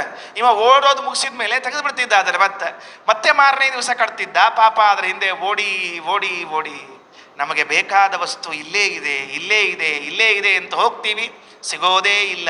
ಬೇಡವಾದ ವಸ್ತು ನಮ್ಮ ಜೊತೆಗೇ ಇರ್ತದಂತೆ. ಇದು ಸಂಸಾರದ ಭಯ. ಇದು ವಿರಚಿತ ಭಯಂ ವೃಷ್ಣಿವರ್ಯತೆ ಶರಣಮೀಯುಷಾಂ ಸಂಸ್ರತಿರ್ಭಯಾತ್. ಯಾದವಾರ್ಯರು ಒಂದು ಸ್ತೋತ್ರ ಬರೆದಿದ್ದಾರೆ, ಬಹಳ ಅದ್ಭುತವಾದ ಸ್ತೋತ್ರ ಬರೀತಾರೆ ಮಹಾಪ್ರಭುಗಳು. ಏನು ಹೇಳಬೇಕು ಅವ್ರು ಯಾದವಾರ್ಯರ ಬಗ್ಗೆ? ಆ ಸ್ತೋತ್ರದಲ್ಲಿ ಒಂದು ಮಾತಂತಾರೆ, ಆಶಾಮದ ಪ್ರಭೃತಿ ಸಿಂಹ ವೃಕಾದಿ ಸತ್ವ ಕಿರ್ಣೀಟತೋ ಭವ ಭಯಂಕರ ಕಾನನೇಸ್ಮಿನ್ ಪಂಚೇಶು ಚೋರ ಹೃತಬೋಧ ಸುವಿತ್ತಕಸ್ಯ ವಾಸಿಷ್ಠ ಕೃಷ್ಣ ಮಮ ದೇಹಿ ಕರಾವಲಂಬಂ. ವಾಸಿಷ್ಠ ಕೃಷ್ಣ ಏನು ಪುಣ್ಯರಿ ಅವ್ರದ್ದೆಲ್ಲಾದರೂ. ಯಾದವಾರ್ಯರು ವ್ಯಾಸರ ಪ್ರತಿಮೆಯನ್ನು ಮಾಡಿ ಪೂಜೆ ಮಾಡ್ತಾ ಕೃಷ್ಣ ಕರಾವಲಂಬನ ಕೊಡು ಅಂದರೆ ಪ್ರತಿಮೆ ಒಳಗಿನಿಂದ ಕೈ ಹಿಡ್ಕೊಂಡ್ಬಿಡ್ಬೇಕಂತೆ ಅವರದ್ದು. ನಮಗೆ ನಮ್ಮ ಪ್ರತಿಮೆ ಒಳಗಿಂದ ಏನಾದರೂ ಅಲ್ಲೋಲ ಕಲ್ಲೋಲ ಆದರೆ ಹಾರ್ಟ್ ಫೇಲ್ ಆಗಿ ಹೋಗ್ಬಿಡ್ತದೆ. ನರಸಿಂಹದೇವ್ರ ಪ್ರತಿಮಾ ಇಟ್ಕೊಂಡು ಲಕ್ಷ್ಮೀಂದ್ರ ಸಿಂಹ ಮಮ ದೇಹಿ ಕರಾವಲಂಬಂ ಬಂ ಬಂ ಅಷ್ಟೇ ಅಲ್ಲ, ಸತ್ಯ ಹೋಗ್ತೀವಿ ನಾವು. ನರಸಿಂಹ ಏನರ ಕೈ ಕೊಟ್ಟ ಅಂದರೆ ಇವನು ಕೃಷ್ಣಾರ್ಪಣೆ ಅಷ್ಟೇ. ಎಂಥ ಯೋಗ್ಯತೆ ರೀ ವ್ಯಾಸ ಯಾದವಾರ್ಯರದು. ಆಶಾಮದ ಪ್ರಭೃತಿ ಸಿಂಹ ಸೃಕಾದಿ ಸತ್ವ. ಏನೇನವ ನಮ್ಮ ಕಾಡಿನೊಳಗೆ ಇದು ಭಯ, ಇದು ಸಂಸಾರ ಭಯ. ಇದು ಯಾಕೆ ಭಯ ಗೊತ್ತಾ? ಇಲ್ಲಿ ಹುಲಿ ಸಿಂಹ ಎಲ್ಲ ಇದೆ ಅಂತೆ. ಯಾವುದು ಹುಲಿ ಸಿಂಹ? ಆಶಾಮದ ಪ್ರಭೃತಿ ಸಿಂಹ ವೃಕಾದಿ ಸತ್ವ ಕಿರ್ಣೇಟತೋ ಭವ ಭಯಂಕರ ಕಾನನೇಸ್ಮಿನ್. ಈ ಕಾಡಿನಲ್ಲಿ ಸಂಸಾರ ಕಾಡಿನಲ್ಲಿ ಹೋಗ್ತಾ ಇದ್ದೀನಲ್ಲ, ನನ್ನಲ್ಲಿರುವಂತಹ ಆಸೆ, ಮದ, ಕ್ರೋಧ, ದ್ವೇಷ, ಮಾತ್ಸರ್ಯಗಳಿವೆಯಲ್ಲ, ಇವೇ ಹುಲಿ ಸಿಂಹ ಚಿರತೆ, ಬೇರೆ ಏನಿಲ್ಲ. ಆಶಾಮದ ಪ್ರಭೃತಿ ಸಿಂಹ ವೃಕಾದಿ ಸತ್ವ ಕಿರ್ಣೇಟತೋ ಭವಭಯಂಕರ ಕಾನನೇಸ್ಮಿನ್. ಕಳ್ಳರು ಬೇರೆ ಇದ್ದಾರಂತ ಈ ಕಾಡಿನಲ್ಲಿ. ಕಳ್ಳರು ಯಾರಪ್ಪ ಅವರು ಕಳ್ಳರು? ಪಂಚೇಶು ಚೋರ ಹೃತಬೋಧ ಸುವಿತ್ತಕಸ್ಯ.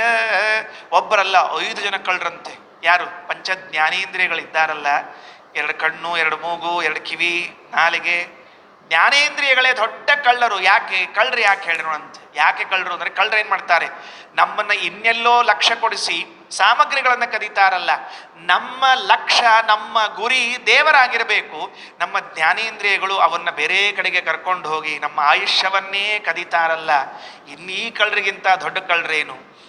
ಆಶಾಮದ ಪ್ರಭೃತಿ ಸಿಂಹ ವೃಕಾದಿ ಸತ್ವ ಕಿರ್ಣೇಟತೋ ಭವ ಭಯಂಕರ ಕಾನನೇಸ್ಮಿನ್ ಪಂಚೇಶು ಚೋರ ಹೃತಬೋಧ ಸುವಿತ್ತಕಸ್ಯ ವಾಸಿಷ್ಠ ಕೃಷ್ಣ ಮಮ ದೇಹಿ ಕರಾವಲಂಬಂ. ವಿರಚಿತ ಭಯಂ ವೃಷ್ಣಿವರ್ಯತೆ ಶರಣಮೀಯುಷಾಂ ಸಂಸ್ರತಿರ್ಭಯಾತ್ ಕರಸರೋರುಘಂ ಕಾಂತಕಾಮದಂ ಶಿರಸಿ ದೇಹಿನ ಶ್ರೀಕರಗ್ರಹಂ. ಶ್ರೀಕರಗ್ರಹಂ ಎಂಥ ಕೈಯಪ್ಪ ನಿಂದು ಸ್ವಾಮಿ. ಆ ಮಹಾಲಕ್ಷ್ಮಿ ಪಾಣಿಗ್ರಹಣ ಮಾಡಿದ ಕೈಯಲ್ವೇ ನಿಂದು. ಗೋಪಿಕಾಸ್ತ್ರೀಯರು ಏನು ಕೊಂಡಾಡ್ತಾ ಇದ್ದಾರೆ? ಶ್ರೀಕರಗ್ರಹ. ಭಾರಿ ವಿಚಿತ್ರ ಇದು, ಭಾರಿ ವಿಚಿತ್ರ. ಶ್ರೀಕರಗ್ರಹ ಏನು? ಶ್ರೀಕರಗ್ರಹ ಅಂದರೆ ಲಕ್ಷ್ಮೀ ಕೈಯನ್ನು ಹಿಡಿದದ್ದು ಅಂತ ಒಂದು ಅರ್ಥ. ಅಥವಾ ಶ್ರೀಕರಗ್ರಹ ಯಾರಿಗೆ ಭಯ ಇರ್ತದೆ? ಯಾರ ಕೈಯಲ್ಲಿ ದುಡ್ಡಿರೋದಿಲ್ಲ ಅವರಿಗೆ ಭಯ ಇರ್ತದೆ. ಶ್ರೀಕರಗ್ರಹ ಇದ್ರೆ ಯಾಕೆ ಭಯ ಆಗ್ತಾ ಹೇಳಿ ನೋಡಂತ. ಯಾರಿಗೂ ಭಯ ಇರೋದು. ದುಡ್ಡು ಇದ್ರೆ ಯಾವ ಭಯ ರೀ? ಬೇಕಾದಿಲ್ಲ ಏನೋ ತಗೋ ಮಾಡ ಕೆಲಸ. ಅಯ್ಯೋ ದುಡ್ಡಿದೆಯಲ್ಲಪ್ಪ, ಯಾವ ಭಯ ಬರಬೇಕು? ಶ್ರೀಕರಗ್ರಹ. ಉಳಿದ ಎಲ್ಲ ಗ್ರಹಗಳಿಗಿಂತಲೂ ಶ್ರೀಕರಗ್ರಹ ಇದೆಯಲ್ಲ ಅದು ಪವರ್ಫುಲ್ ರೀ. ಯಾವ ಸೂರ್ಯಗ್ರಹ, ಚಂದ್ರಗ್ರಹ, ಇಂದ್ರಗ್ರಹ ಯಾವ ಗ್ರಹಗಳು ಏನು ಮಾಡೋದಿಲ್ಲ. ಶ್ರೀಕರಗ್ರಹ ಇದ್ರೆ ಎಲ್ಲ ಗ್ರಹಗಳು ಬರ್ತಿರ್ತಾರೆ. ಅಲ್ವಾ?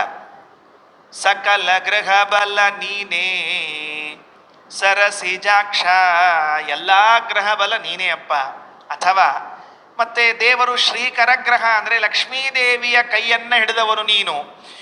ಏನ್ ನಿಯಮ ಇದೆ ಅಂದರೆ, ಒಮ್ಮೆ ನೀನು ಲಕ್ಷ್ಮೀದೇವಿಯ ಕೈ ಹಿಡಿದೆಯಲ್ಲ, ಇವತ್ತಿನವರೆಗೂ ಬಿಟ್ಟಿದ್ದೇ ಇಲ್ಲ. ಉಳಿದವರು ಪಾಣಿಗ್ರಹಣ ಅಂತ ಮಾಡಿರ್ತಾರೆ, ಅವಾಗಷ್ಟೇ ಹಿಡ್ಕೊಂಡಿರ್ತಾರೆ, ಮುಂದೆ ಎಂದೂ ಹಿಡ್ಕೊಳ್ಳೋದೇ ಇಲ್ಲ. ಆ ಪಾಣಿಗ್ರಹಣ ಅಂದ್ರೆ ಲಗ್ನದಾಗ ಒಮ್ಮೆ ಹಿಡ್ಕೊಂಡಿರೋದ್ರಿ, ಮುಂದೆ ಪಾಣಿನೂ ಇಲ್ಲ ಗ್ರಹಣನೂ ಇಲ್ಲ. ಯಾಕೆ ಹೇಳ್ರಿ? ಆಮೇಲೆ ಮುಂದೆ ಪಾಣ್ಯನ ಕೈ ಹಿಡ್ಕೊಂಡಿರ್ಬೇಕಾಗ್ತದೆ. ಮಕ್ಕಳು ಪ್ರಾಣೇಶ ಅಂತ ಹೆಸರಿಟ್ಟಿರ್ತಾರೆ, ಆ ಪಾಣ್ಯ ನಮ್ಮ ಪಾಣ್ಯ ಅನ್ಕೋತ ಆ ಪಾಣ್ಯನ ಕೈ ಹಿಡ್ಕೊಂಡು ಅಡ್ಡಾಡಬೇಕು. ಈ ಹೆಂಡತಿ ಪಾಣಿಗ್ರಹಣ ಮಾಡ್ಲಿಕ್ಕೆ ಬರೋದಿಲ್ಲ ಅವಾಗ. ಹಾಗಾಗಿ ಪಾಣಿಗ್ರಹಣ ಅಂತೇನು ಒಮ್ಮೆ ಅವತ್ತು ಆಗ್ಯದ. ಯಾರೊಬ್ಬರು ಚಾಷ್ಟಿ ಮಾಡಿದ್ರಿ, ಇಷ್ಟು ಶಣ್ಯಾರಿದ್ರೆ ಹೇಳ್ತೀನಿ ಎಲ್ಲರ. 3 ಗ್ರಹಣವಂತ ಲೋಕದಲ್ಲಿ 3 ಗ್ರಹಣ. ಒಂದು ಸೂರ್ಯಗ್ರಹಣ, ಒಂದು ಚಂದ್ರಗ್ರಹಣ, ಮತ್ತೊಂದು ಪಾಣಿಗ್ರಹಣ ಅಂತ 3 ಗ್ರಹಣಗಳಿವೆಯಂತೆ. ಸೂರ್ಯಗ್ರಹಣ ಚಂದ್ರಗ್ರಹಣಗಳು ಬಿಟ್ಟು ಹೋದಾಗ ಸ್ನಾನ ಮಾಡಿ ಮುಗಿಸ್ಕೋಬಹುದಂತ. ಪಾಣಿಗ್ರಹಣ ಬಿಡ್ಲಿಕ್ಕೆ ಬರೋದಿಲ್ಲ, ಅದರಿಂದ ಇಲ್ವೇ ಇಲ್ವಂತೆ. ಚಾಷ್ಟಿ ಮಾಡಿದ್ರು. ಬುದ್ಧಿವಂತರೇ ಎಲ್ಲರ. ವಿರಚಿತ ಭಯಂ ವೃಷ್ಣಿವರ್ಯತೆ ಶರಣಮೀಯುಷಾಂ ಸಂಸ್ರತಿರ್ಭಯಾತ್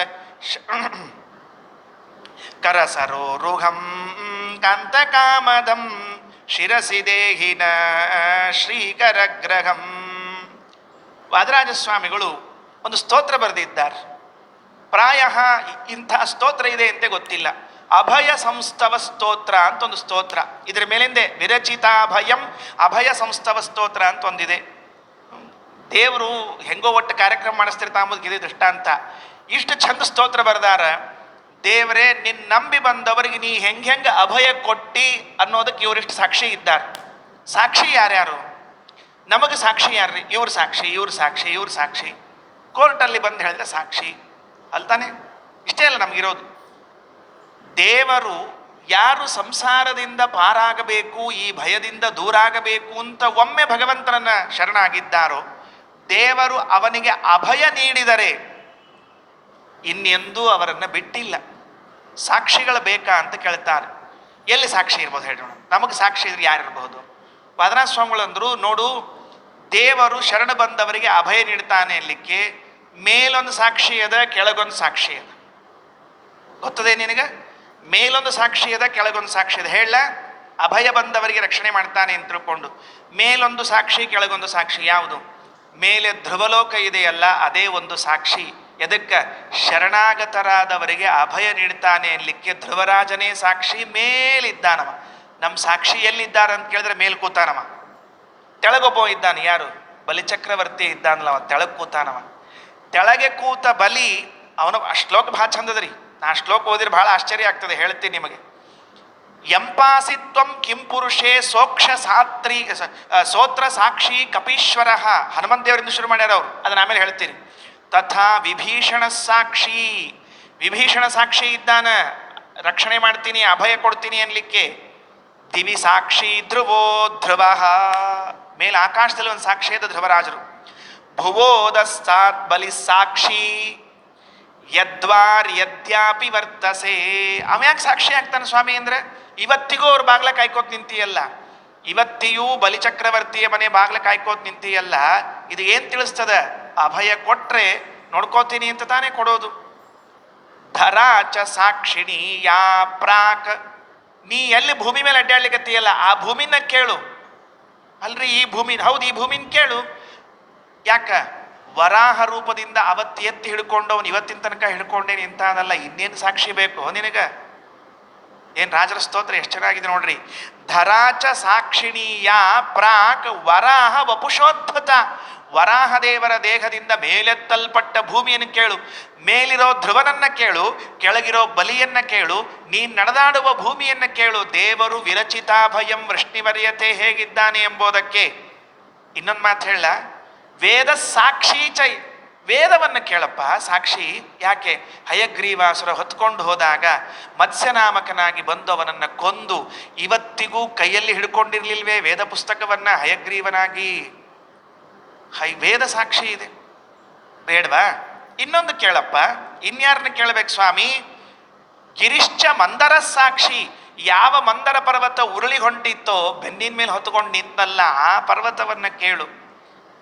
ಬೆಟ್ಟ ಬೆನ್ನಲಿ ಪೊರಸಿದವರೊಳು ಸಿಟ್ಟು ಮಾಡಿದ ನೆಹರಿ ಕಂಗೆಟ್ಟ ಸುರರಿಗೆ ಸುಧೆಯ ನುಣಿಸಿದ ಮುರಿದ ರಹಿತರನು. ಅವ್ರನ್ನ ಕೇಳು, ಸಾಲದಿಲ್ವಾ? ಭವಸಾಕ್ಷಿ ರುದ್ರದೇವರನ್ನ ಕೇಳು. ಎಲ್ಲಿ ರುದ್ರದೇವರನ್ನ ಯಾಕೆ ಕೇಳಬೇಕು? ಭಸ್ಮ ದೈತ್ಯ ಭಸ್ಮೀಕರಣ ವಿಕ್ರಮ ರುದ್ರದೇವರನ್ನ ಕೇಳಪ್ಪ. ಶರಣಮೀಯುಷಾಂ ಸಂಸ್ಕೃತೇರ್ಭಯಾತ್ ಕರಸರೋರುಹಂ ಕಾಂತಕಾಮದಂ. ಯಾರು ತಲೆ ಮೇಲೆ ಕೈ ಇಟ್ಟರೆ ಏನಾಗ್ತದೆ ಎಂಬುದು ಕೇಳಿ ನೋಡಂತೆ. ಅವ ವೃಕಾಸುರ ಅಂತ ಹೇಳಿ ರುದ್ರದೇವರಿಗೆ ವರ ಕೇಳ್ಕೊಂಡಿದ್ದ, ಸ್ವಾಮಿ ನಾ ಯಾರ ತಲೆ ಮೇಲೆ ಹಸ್ತ ಇಡ್ತೀನೋ ಅವನು ಢಮಾರನ್ಲಿ ಅಂತ ತಿಳ್ಕೊಂಡು ಹೇಳಿ. ರುದ್ರದೇವರು ಇಷ್ಟು ಸಮಾಧಾನ ಮನಸ್ಕರು. ತಥಾ ಅಸ್ತು ಅಂದ್ರು, ಹೊಂಟಿದ್ರು. ಸ್ವಾಮಿ ಒಕ್ಕ ನಿಮಿಷ ಮಂದ, ಏಮೋ ನಿಮ್ಮ ತಲೆ ಮೇಲೆ ಚೇತ್ ಬಿಡ್ತಾನು ಅಂದವ. ನನ್ನ ತಲೆ ಮೇಲೆ ಯಾಕೋ ಚೇತ್ ಬಿಡ್ತಿ ಅಂದ್ರು. ನಿಮ್ಮ ತಲೆ ಮೇಲೆ ಇಟ್ಟು ನೋಡೋದು ಬೇಡವಾ? ಮತ್ತೆ ಇದು ವರ ಸರಿ ಹೋಗ್ತದೋ ಇಲ್ಲೋ ಅಂತ. ಏನಾಗಿರಬೇಡ. ವಾದರಾಜ ಸ್ವಾಮಿಗಳಂತಾರೆ, ಭವಸಾಕ್ಷಿ ಭಸ್ಮ ದೈತ್ಯ ಭಸ್ಮೀಕರಣ ವಿಕ್ರಮ ವಿರಚಿತ ಭಯಂ ವೃಷ್ಣಿವರ್ಯತೆ ಶರಣಮೀಯುಷಾಂ ಸಂಸ್ಕೃತೇರ್ಭಯಾತ್ ಕರಸರೋರುಹಂ ಕಾಂತಕಾಮದಂ ಶಿರಸಿ ದೇಹಿನ ಶ್ರೀಕರಗ್ರಹಂ. ದಕ್ಷ ಸಾಕ್ಷಿ ರಕ್ಷಿತೋ ಯಸ್ತ್ವಯಾ ದೇವರ್ಷಿ ಸಂಸದಿ ದ್ರೌಪದಿ ಚ ತಥಾ ಸಾಕ್ಷಿ. ಹೆಣ್ಮಕ್ಳು ಬೇಕೇನು ಸಾಕ್ಷಿ ಹೇಳಲಿಕ್ಕೆ? ಗಂಡಸರು ಸಾಕೋದಲ್ಲೋ, ಹೆಣ್ಮಕ್ಳನ್ನ ಹೇಳಲೇನು? ನೋಡ್ರಿ, ವಾದರಾಜ ಸ್ವಾಮಿಗಳಂತಾರ, ಹೆಂಗಸರು ಕೂಡ ಕೃಷ್ಣನ ವಿಷಯ ದೇವರ ವಿಷಯದಲ್ಲಿ ಸಾಕ್ಷಿ ಕೊಡ್ಲಿಕ್ಕೆ ತಯಾರಿದ್ದಾರೆ. ನಾವು ಸಾಕ್ಷಿ ಇದ್ದೀವ್ರಿ, ದೇವರನ್ನ ಅಭಯ ಕೊಡ್ತಾನಲ್ಲ ನಾವು ಅಂತ ಹೇಳಿ. ಯಾರು? ದ್ರೌಪದಿ ಚ ತಥಾ ಸಾಕ್ಷಿಣ್ಯಕ್ಷಯ್ಯಾಂಬರದಾಯಕ. ಏನು ಬಟ್ಟೆಗಳನ್ನು ಕೊಟ್ಟ, ಆ ಬಟ್ಟೆಗಳನ್ನು ಕೊಟ್ಟದ್ದಕ್ಕಾಗಿ ದ್ರೌಪದಿ ದೇವಿಯ ಮಾನ ಸಂರಕ್ಷಿತವಾಯಿತಲ್ಲ. ಯಾರಿದ್ದಾರೆ ಹೇಳಿ ನೋಡಂತ. ನಮ್ಮ ಅಜ್ಜಿ ಒಂದು ಕಥೆ ಹೇಳ್ತಿದ್ಲು. ನಾನು ಸಣ್ಣವನು. ಆ ಕಥೆ ಜಾನಪದ ಕಥೆ ಇರಬೇಕು, ಅಂದರೆ ಬಾಯಿಂದ ಬಾಯಿಗೆ ಬಂದ ಕಥೆ ಇರಬೇಕು. ಇವನು ದುಶ್ಯಾಸನ ಸೀರೆ ಸೆಳಿತಾ ಇದ್ದಾನೆ. ದುರ್ಯೋಧನ ಅಂತಿದ್ನಂತೆ. ನಮ್ಮ ಅಜ್ಜಿ ಚೆನ್ನಾಗಿ ಹೇಳೋರು ಕಥೆ. ನಾವು ಅವ್ರ ಪಕ್ಕದಲ್ಲಿ ಮಲ್ಕೋಬೇಕು. ಈ ರಾತ್ರಿ ಕಥೆ ಕೇಳಲಿಕ್ಕೆ ಅಂದರೆ ಮೊಮ್ಮಕ್ಕಳಿಗೆ ಎಷ್ಟು ಪ್ರೀತಿ ಅಂದರೆ, ಅಜ್ಜಿಗೆ ಹೋಗಿ ಪೀಡಿಸಿದ್ದೆ, ಅಜ್ಜಿ ಕಥೆ ಹೇಳು. ಆಕೆ ಎಲ್ಲಿದ್ದೋ ತೆಗಿತಿದ್ರಿ ನಮ್ಮ ಅಜ್ಜಿ ಕಥೆನ. ಎಷ್ಟು ಪೆಟ್ಟಿಗೆ ಒಳಗೆ ಕಥೆ ಇದ್ವೋ ಗೊತ್ತಿಲ್ಲ, ತೆಗಿತಿದ್ಲು ಹೇಳಿ ಅನ್ನಂತವನು. ಅವನು ಎಳಿತಾ ಇದ್ದಾನೆ. ಅವನು ಕೊನೆಗೆ ಸುಸ್ತಾಗಿ ಬಿದ್ದಂತೆ. ದುಶ್ಯಾಸನ ಬಿದ್ದ. ಈ ದುರ್ಯೋಧನ ಏನನ್ಬೇಕು ಗೊತ್ತೇನೋ? ಯಾರಿದ್ರ ಬರ್ರಿ. ಅವನಿಗೆ ಎಳಿಲಿಕ್ಕಾಗ್ತಿಲ್ಲ. ಅಷ್ಟು ಸೀರೆಗಳಿವೆ ಎಲ್ಲ, ಅವನ ಕಟ್ ಮಾಡಿ ಅದನ್ನು ತಗೊಂಡು ಹೋಗಿ ಮನೆಗೆ ಸಾಗಸ್ರಿ, ನಮ್ಮ ಹೆಣ್ಮಕ್ಳಿಗೆಲ್ಲ ಉಟ್ಕೊಳ್ಳಿಕ್ಕೆ ಬರ್ತದೆ ಅಂತ ಹೇಳಿದ್ದಂತೆ. ಯಾರು? ದುರ್ಯೋಧನ. ಮುಂದೇನಾತ ಅಜ್ಜಿ ಅಂತ ನಾನು ಕೇಳಿದೆ ನಮ್ಮ ಅಜ್ಜಿಗೆ. ಕಥೆಯೊಳಗೆ ಇಂಟ್ರೆಸ್ಟ್ ಅದ ಏನು ಅಂತ ನೋಡ್ತಿದ್ರು ನಮ್ಮ ಅಜ್ಜಿ. ಅಜ್ಜಿ ಮುಂದೇನಾಯ್ತು ಹೇಳು. ನಮ್ಮ ಅಜ್ಜಿ ಒಂದೇ ಮಾತು ಹೇಳಿದ್ದು, ದ್ರೌಪದಿ ಈ ಮಾತು ಕೇಳಿದ್ದಲ್ಲ, ಈ ವಸ್ತ್ರಗಳನ್ನ ಕತ್ತರಿಸಿಕೊಂಡು ನನ್ನ ಹೆಂಡತಿಯರು ಉಟ್ಕೊಳ್ತಾರೆ ತಗೊಂಡು ಹೋಗು ಅಂತ. ಆ ಕ್ಷಣ ಕಣ್ಣು ತೆರೆದು ಸೀರೆಯನ್ನು ನೋಡಿದ್ಲಂತೆ. ನೋಡಿದ್ರೆ ಏನಿತ್ತು ಅಂದರೆ, ತುಂಬ ಜಾಣೇರಿ ನಮ್ಮ ಅಜ್ಜಿ ಕಥೆ ಹೇಳುವಾಗ. ಆ ಸೀರೆ ಕೃಷ್ಣ ಕಳಿಸಿದ್ನಲ್ಲ, ಅದರ ಮೇಲೆ ಒಂದು ಕಡೆಗೆ ಪಾತರಗಿತ್ತಿ, ಒಂದು ಕಡೆಗೆ ನವಿಲು, ಒಂದು ಕಡೆಗೆ ಮತ್ತೆ ಪಾರಿವಾಳ, ಒಂದು ಕಡೆಗೆ ಗುಬ್ಬಿ, ಈ ಚಿತ್ರಗಳೆಲ್ಲ ಪ್ಯಾಟರ್ನ್ ಇದ್ವಂತೆ. ಈ ಕೆಲವರು, ನನಗೆ ಆಶ್ಚರ್ಯ ಆಗುತ್ತೆ, ಈ ಕೆಲವು ಸೀರೆಗಳನ್ನೆಲ್ಲ ನೋಡಿದಾಗ ಗಾಬರಿ ಆಗ್ಬಿಡುತ್ತೆ. ಅದು ಇನ್ನು ಸೀರೆಯೋ ಅಥವಾ ಈ ಸ್ವೀಟ್ ಅಂಗಡಿ ಏನಾದರೂ ಹೊತ್ಕೊಂಡು ಬಂದ್ಬಿಟ್ಟಿದ್ದಾರೋ ಮೈ ಮೇಲೆಲ್ಲ ಅಂತ ಗಾಬರಿ. ಯಾಕಂದ್ರೆ ಅಲ್ಲೇ ಉಂಡಿ, ಪೇಡ ಎಲ್ಲ, ಲಡ್ಡು ಎಲ್ಲ ಸೀರೆ ಮೇಲೆಲ್ಲ. ಹಾಗೆ ಇದೆಲ್ಲ ಇತ್ತಲ್ಲ. ಹೀಗೆ ನೋಡಿಲ್ಲ ಅಂತ ಅಷ್ಟೇ ದ್ರೌಪದಿ ದೇವಿ. ಹೀಗೆ ನೋಡಿದರೆ ಆಶ್ಚರ್ಯ ಏನು ಗೊತ್ತಾ?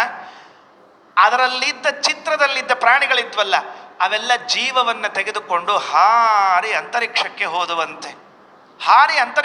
ಹೋದುವಂತೆ. ಯಾವ ಸೀರೆಯ ಮೇಲೆ ಪಾತರಗಿತ್ತಿ, ಆ ಬಟರ್ಫ್ಲೈ ಮತ್ತೆ ಪಾರಿವಾಳ, ಗಿಳಿ ಇವುಗಳೆಲ್ಲ ಇದ್ವಲ್ಲ, ಹಾರಿ ಹೋದ ಮುಂದಿನ ಕ್ಷಣಕ್ಕೆ ಅದರೊಳಗೆ ಬರೇ ನೂಲು ಉಳ್ಕೊಂಡಿತ್ತಂತೆ. ನೂಲು ನೋಡಿದ್ರೆ ಸುಟ್ಟು ಬೂದಿಯಾಗಿ ಹೋಯ್ತಂತೆ. ದ್ರೌಪದಿ ದೇವಿಯ ಕಾರುಣ್ಯ ಎಷ್ಟಿತ್ತು ಅಂದರೆ, ಸೀರೆಯ ಚಿತ್ರದಲ್ಲಿದ್ದ ಪ್ರಾಣಿ ಹಿಂಸೆಯನ್ನೂ ಮಾಡದೆ ಅವುಗಳನ್ನು ಕಳಿಸಿ ಕೇವಲ ನೂಲನ್ನು ಸುಟ್ಟು ಹಾಕಿದ್ಲಂತೆ. ದುರ್ಯೋಧನ ಕೇಳಿದ್ದಂತೆ, ದ್ರೌಪದಿ ಅದನ್ಯಾಕೆ ಸುಟ್ಟಿ ಅಂತ ತಿಳ್ಕೊಂಡು. ಕೃಷ್ಣ ಕೊಟ್ಟ ವಸ್ತ್ರ ನನ್ನ ಮೈ ಮೇಲೆ ಹಾದು ಬಂದದ್ದು ನಿನ್ನ ಪಾಪಿ ಹೆಂಡತಿ ಉಟ್ಕೊಳ್ಬೇಕು ಅಂತ ಬಿಡೋದಿಲ್ವೋ, ಅದಕ್ಕೆ ಕತ್ತರಿಸಿ ಹಾಕಿದ್ದೇನೆ, ಸುಟ್ಟು ಹಾಕಿದ್ದೇನೆ ಅಂತ ಹೇಳಿದ್ಲಂತೆ. ಏನಾಶ್ಚರ್ಯ ಅಲ್ಲ? ಅದಕ್ಕೆ ರಾಜರಂತಾರೆ, ದ್ರೌಪದಿ ಚ ತಥಾ ಸಾಕ್ಷಿ ಅಕ್ಷಯ್ಯಾಂಬರ. ಒಮ್ಮೆ ಕೈ ಹಿಡಿದ್ರೆ ಮುಗಿದು. ಅವನ ದೇವರು ಅಲ್ಲಿ ಮೇಲೆ ಕೂತ್ಕೊಂಡು ನಮ್ಮ ಗಲಗಲಿ ರಾಮಾಚಾರ್ಯರು ಅಂತ ಒಬ್ಬರು ನಮ್ಮ ಮುತ್ತಜ್ಜ ಆಗಬೇಕು ಗಲಗಲಿ ರಾಮಾಚಾರ್ಯ, ಅವರೊಂದು ಶ್ಲೋಕ ಬರೆದಿದ್ದಾರೆ, ಬಹಳ ಚಂದ ಬರೆದಿದ್ದಾರೆ. ಕೃಷ್ಣ ಕಾಲ ಕಾಲಕ್ಕೆ ವೇಷವನ್ನು ಬದಲಾಯಿಸ್ತಾ ಬರ್ತಾನಂತೆ. ಈಗ ಏನು ವೇಷ ಹಾಕ್ಕೊಂಡಿದ್ದ ಅಂದರೆ ಕುವಿಂದೋ ಗೋವಿಂದಃ ವಿಲಸದರವಿಂದೋ ಪಮರುಚಿ. ಕುವಿಂದ ಅಂದರೆ ಬಟ್ಟೆ ಮಾಡೋರು ಇರ್ತಾರಲ್ಲ, ನೇಕಾರ ಅಂತ ಕರಿತೇವೆ. ಇವತ್ತು ಕೃಷ್ಣ ಯಾವ ವೇಷದಲ್ಲಿ ಇದ್ದ ಅಂದರೆ ಕುವಿಂದನಾಗಿದ್ದಂತೆ, ನೇಕಾರನಾಗಿದ್ದಂತೆ. ಕೃಷ್ಣ ತನ್ನ ಡೈರಿಯಲ್ಲಿ ಬರೆದಿಟ್ಟಿದ್ದಂತೆ, ಟುಡೇ ಇದು ವೇಷ, ಇವತ್ತಿದು ವೇಷ ಅಂತ. ಯಾವತ್ತು ದ್ರೌಪದಿ ದೇವಿಯ ವಸ್ತ್ರಾಪಹಾರ ಆಗಬೇಕೋ ಆ ಡೇಟಿಗೆ ಟೈಟಲ್ ಕೊಟ್ಟಿದ್ದಂತೆ, ಟುಡೇ ಕುವಿಂದಾವತಾರ ಅಂತ ಕೊಟ್ಟಿದ್ದಂತೆ. ಇವತ್ತು ಮತ್ಸ್ಯಾವತಾರ ಕೂರ್ಮಾವತಾರ ಅಲ್ಲ, ಕುವಿಂದಾವತಾರ ಅಂತ ಕೊಟ್ಟಿದ್ದಂತೆ. ಕುವಿಂದೋ ಗೋವಿಂದಾಗ ವಿಲಸದರವಿಂದೋ ಪಮರುಚಿಹಿ. ಯಾಕೆ ಹಾಕಿ ಕೊಟ್ಟಿದ್ದ ದೇವರು ಅಂದರೆ, ಜೀವೋತ್ತಮಳಾಗಿರುವ ಭಾರತೀ ದೇವಿಯ ಮಾನಭಂಗ ಆಗುವಾಗ ಮತ್ಸ್ಯಾವತಾರ ಕೂರ್ಮಾವತಾರ ಉಪಯೋಗ ಬೀಳೋದಿಲ್ಲ. ಇವತ್ತು ನಾನು ತೆಗೆದುಕೊಳ್ಬೇಕಾಗಿದ್ರೆ ಕುವಿಂದಾವತಾರವನ್ನೇ ತೆಗೆದುಕೊಳ್ಬೇಕು ಅಂತ ಆಕಾಶದಲ್ಲಿ ಕುಳಿತುಕೊಂಡು ಸೀರೆ ನೇಯ್ತಾ ಇದ್ದಂತೆ. ರುಕ್ಮಿಣೀ ದೇವಿ ನೋಡಿದಂತೆ, ಏನ್ರಿ ನೀವು ಇಷ್ಟು ಚೆನ್ನಾಗಿ ಸೀರೆ ನೇಯ್ತೀರಿ ಅಂತ ಗೊತ್ತಿದ್ರೆ ನಿಮ್ಮ ಕಡೆಯಿಂದ ನೇಯಿಸ್ಬಿಡ್ತಿದ್ದಲ್ಲ, ನಾನು ಸುಮ್ಮನೆ ಆ ಅಂಗಡಿಗೆ ಹೋಗೋಕ್ಕಿಂತ ನಿಮ್ಮ ಕಡೆಯಿಂದೇ ನೇಯಿಸ್ತಿದ್ದೆ. ಸುಮ್ಮನೆ ರುಕ್ಮಿಣಿ ಕಡೆ ನೋಡಿ ಸ್ಮೈಲ್ ಕೊಟ್ಟನಂತೆ, ಇದು ನನ್ನ ಸೊಸೆಗಾಗಿ ಮಾಡ್ತಾ ಇರೋ ಸೀರೆಯಪ್ಪ, ನನ್ನ ಮಗ ಸುಮ್ಮನೆ ಕೂತ್ಕೊಂಡಿದ್ದ ನೋಡಿ ಭೀಮಸೇನ. ಯಾಕೆ? ಕೃಷ್ಣ ಸಂಕಲ್ಪ ಸಿದ್ಧಾರ್ಥಂ ನ ಜಗಾನ ಅಕ್ಷಕಿತವ ಅಂತದ ಸರಸಭಾರತಿ ವಿಲಾಸದಲ್ಲಿ ರಾಜರು ಒಂದು ಮಾತಂತಾರೆ, ಕೃಷ್ಣ ಸಂಕಲ್ಪ ಸಿದ್ಧಾರ್ಥಂ. 12 ವರ್ಷ ಆದಮೇಲೆ ದುರ್ಯೋಧನಾದಿಗಳನ್ನ ಕೊಲ್ಲಬೇಕು ಅಂತ ಕೃಷ್ಣನ ಸಂಕಲ್ಪ ಇದ್ದದ್ದಕ್ಕೆ ಹಿಂಗೆ ಕೂತಿದ್ರಂತೆ ಭೀಮಸೇನ ದೇವರು. ನನ್ನ ಮಗ ಸುಮ್ಮನೆ ಕೂತದ್ದಕ್ಕೆ ಸೊಸೆಗೊಂದು ಸೀರೆ ಕೊಡೋದು ಬೇಡ. ಕುವಿಂದೋ ಗೋವಿಂದಾಗ ವಿಲಸದರವಿಂದೋ ಪಮರುಚಿಹಿ. ರಾಜರಂತಾರೆ, ದ್ರೌಪದಿ ಚ ತಥಾ ಸಾಕ್ಷಿ. ಸೌಭದ್ರಸ್ಯ ಸುತಃ ಅಭಯ ಕೊಟ್ಟದ್ದನ್ನು ಕೇಳಿಸ್ಬೇಕಾ? ಅಭಿಮನ್ಯುವಿಗೆ ಕೇಳು, ಪರೀಕ್ಷಿತನಿಗೆ ಕೇಳು, ಹೇಗೆ ಅಭಯ ಕೊಟ್ಟಿದ್ದಾನೆ ಅಂತ ಗೊತ್ತಾಗ್ತದೆ. ಕಪಿಸೇನ ಸಾಕ್ಷಿಣಿ ಸ ಪ್ರಹ್ಲಾದ ಅಜಮಿಲಾದಯ. ಏನು ಶ್ಲೋಕ, ಏನು ಸ್ತೋತ್ರ ರಾಜರದು. ದಶಶ್ಲೋಕಿ ಅಂತ ಬರೀತಾರೆ. ದಶದಿಕ್ಷು ಗತಾಸದ್ಭ್ಯಾಂ ಸತಾಂ ಭಯ ಚಿಹೀರ್ಷಯ. ಸಜ್ಜನರಿಗೆ ಬಂದ ಭಯ ಪರಿಹಾರಕ್ಕಾಗಿಯೇ ದಶಶ್ಲೋಕ್ಯ ವಾದಿರಾಜಶ್ಚಕಾರ ಅಭಯ ಸಂಸ್ತವಂ. ಅಭಯ ಸಂಸ್ತವಂ ಅಂತ ಬರೀತಾರೆ. ಅದಕ್ಕೆ ಈ ಗೋಪಿಯ ಗೀತೆ ನೋಡಿದಾಗ ಅದು ನೆನಪಿಗೆ ಬಂತು. ವಿರಚಿತ ಭಯಂ ವೃಷ್ಣಿವರ್ಯತೆ ಶರಣಮೀಯುಷಾಂ ಸಂಸ್ರತಿರ್ಭಯಾತ್ ಕರಸರೋರುಘಂ ಕಾಂತಕಾಮದಂ ಶಿರಸಿ ದೇಹಿನ ಶ್ರೀಕರಗ್ರಹಂ. ಕರಸರೋರುಹಂ, ಆ ಕರಕಮಲ ಏನಿದೆಯಲ್ಲ ಸ್ವಾಮಿ, ಅದನ್ನು ನನ್ನ ತಲೆ ಮೇಲೆ ಇಡಬೇಕು. ಶ್ರೀಕರಗ್ರಹಂ ಅಂತ ಒಂದು ಮಾತು. ಶ್ರೀ ಲಕ್ಷ್ಮೀದೇವಿಯ ಕರವನ್ನು ಗ್ರಹಣ ಮಾಡಿದವನು ಅಂತ. ಅವನು ಪತ್ರ ತಗೊಂಡು ಬಂದಿದ್ದಂತೆ ಒಬ್ಬ ಬ್ರಾಹ್ಮಣ ಕೃಷ್ಣನ ಮನೆಗೆ ಪತ್ರ ತಗೊಂಡು ಬಂದಿದ್ದಾನೆ. ಪತ್ರ ಓದಿದ ಕೃಷ್ಣ, ಅಲ್ಲಿ ಮಹಾರಾಷ್ಟ್ರದಲ್ಲಿ ಹುಡುಗಿ, ಗುಜರಾತ್ನಲ್ಲಿ ವರ, ಮಹಾರಾಷ್ಟ್ರದಲ್ಲಿ ಕನ್ಯಾ.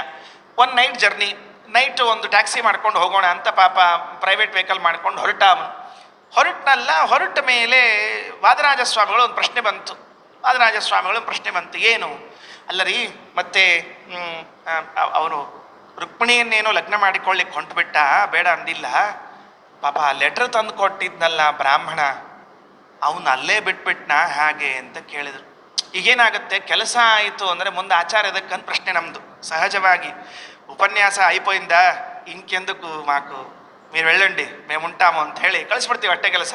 ಆಯ್ತಲ್ರಿ ಆಚಾರ್ಯ, ಶ್ರಾದ್ದ ಆಯ್ತಲ್ಲ, ದಕ್ಷಿಣೆ ಕೊಟ್ಟವಲ್ಲ, ನಡವಂಡಿ ಇಂಕ ಬೀರು, ಇನ್ನೇನು ಕೆಲಸ. ಹಾಗಾದರೆ ಪತ್ರ ತೆಗೆದುಕೊಂಡು ಬಂದ ಆಚಾರ್ಯರ ಕಥೆ ಏನಾಯಿತು ಅಂತ ಕೇಳಿದ್ರೆ ರಾಜರಂತಾರೆ ಉಲ್ಟಾ ಹೇಳಬೇಕು ಅಂದರು. ಏನು? ಆ ಪತ್ರ ತೆಗೆದುಕೊಂಡ ಬಂದ ಬ್ರಾಹ್ಮಣ ಇದ್ನಲ್ಲ, ಅವನ ಕೈಯನ್ನು ಹಿಡಿದುಕೊಂಡು ಮೊದಲು ಏರಿಸಿಕೊಂಡಂತೆ ರಥದಲ್ಲಿ ಕೃಷ್ಣ. ಫಸ್ಟ್ ಆ ಬ್ರಾಹ್ಮಣನ ಏರಿಸಿಕೊಂಡಂತೆ. ಅದಕ್ಕೆ ರಾಜರಂದರು ವಾಟ್ ನೆಕ್ಸ್ಟ್ ಅಂತಾರೆ, ಏನು ಮುಂದೇನೀಗ, ಏನು ಅಂತ ಕೇಳಿದ್ರೆ, ಪತ್ರವನ್ನು ತೆಗೆದುಕೊಂಡು ಬಂದ ಬ್ರಾಹ್ಮಣನ ಪಾಣಿಯನ್ನೇ ಗ್ರಹಣ ಮಾಡಿದರೆ ಬರದವಳ ಪಾಣಿಯನ್ನು ಗ್ರಹಣ ಮಾಡ್ತಾನೆ ಅಂತ ಏನು ಹೇಳಬೇಕು ಅಂತ ಕೇಳ್ತಾರೆ ವಾದರಾಜಸ್ವಾಮಿಗಳು. ಕರಗ್ರಹ, ಇದು ನಮ್ಮ ವ್ಯಾಖ್ಯಾನ. ಏನು ಅಂದರೆ, ಇಲ್ಲಿ ಶ್ರೀಕರಗ್ರಹ ಇದ್ರೆ ರುಕ್ಮಿಣಿ ಪಾಣಿಗ್ರಹಣ ಅಲ್ಲ, ಕರಗ್ರಹಣ ಈಗ ಮಾಡಬೇಕು. ಕರ ಶಬ್ದವನ್ನು 2 ಸರ್ತಿ ಒಂದು ಅಧ್ಯಯನ ಮಾಡಿಕೊಳ್ಳಿಕ್ಕೆ ಬರ್ತದೆ, ಶಾಸ್ತ್ರದಲ್ಲಿ ಉಂಟು. ಶ್ರೀ ಲಕ್ಷ್ಮೀದೇವಿ ಕರ ಅಂದರೆ ಕರದಿಂದ ರಚಿತವಾದ ಪತ್ರ, ಅದು ಯಾರ ಕರದಲ್ಲಿ ಇತ್ತೋ ಆ ಬ್ರಾಹ್ಮಣನ ಗ್ರಹಣ ಅಂದರೆ ಹಿಡ್ಕೊಂಡವನು ಕರಗ್ರಹಣ ಸಮಾನೇ ಲೋಪಃ. ವ್ಯಾಕರಣದಲ್ಲಿ ಒಂದು ನಿಯಮ ಉಂಟು, ಎರಡು ಸಮಾನ ಅಕ್ಷರಗಳಿದ್ರೆ ಒಂದು ಲೋಪ ಮಾಡ್ಲಿಕ್ಕೆ ಬರ್ತದೆ. ಶ್ರೀಕರ ಕರಗ್ರಹ ಇದ್ದದ್ದು ಶ್ರೀಕರಗ್ರಹಂ ಮಾಡ್ಯಾರ. ವಾದರಾಜಸ್ವಾಮಿಗಳ ರುಕ್ಮಿಣೀಶ ವಿಜಯಕ್ಕೆ ಅನುಗುಣವಾಗಿ ಈ ಶ್ರೀಕರ ಶಬ್ದ ಹಾಗೆ ಬರಿಬೇಕು, ಶ್ರೀಕರ ಕರಗ್ರಹಂ. ಪತ್ರ ಬರದ ಬ್ರಾಹ್ಮಣನ ಕೈಯನ್ನೇ ಹಿಡಿದಿದ್ದರಿಂದ ಪತ್ರ ಬರದ ರುಕ್ಮಿಣಿಯ ಕೈಯನ್ನು ಹಿಡಿತಾನೆ ಅಂತೇನು ಹೇಳಬೇಕು? ವಿರಚಿತ ಭಯಂ ವೃಷ್ಣಿವರ್ಯತೆ ಶರಣಮೀಯುಷಾಂ ಸಂಸ್ರತಿರ್ಭಯಾತ್ ಕರಸರೋರುಹಂ ಕಾಂತಕಾಮದಂ ಶಿರಸಿ ದೇಹಿನ ಶ್ರೀಕರಗ್ರಹಂ. ಶ್ರೀಕೃಷ್ಣಾರ್ಪಣಮಸ್ತು. ಅಕ್ಷಯಂ ಕರ್ಮ ಯಸ್ಮಿನ್ ಪರೇ ಸ್ವರ್ಪಿತಂ ಪ್ರಕ್ಷಯಂ ಯಾಂತೆ ದುಃಖಾನಿ ಯನ್ನಾಮತಃ ಅಕ್ಷರೋ ಯೋಜರಃ ಸರ್ವದೈವಾಮೃತಃ ಕುಕ್ಷಿಗಂ ಯಸ್ಯ ವಿಶ್ವಂ ಸದಾ ಜಾಧಿಕಂ ಪ್ರೀಣಯಾಮೋ ವಾಸುದೇವಂ. ಶ್ರೀಕೃಷ್ಣಾರ್ಪಣಮಸ್ತು.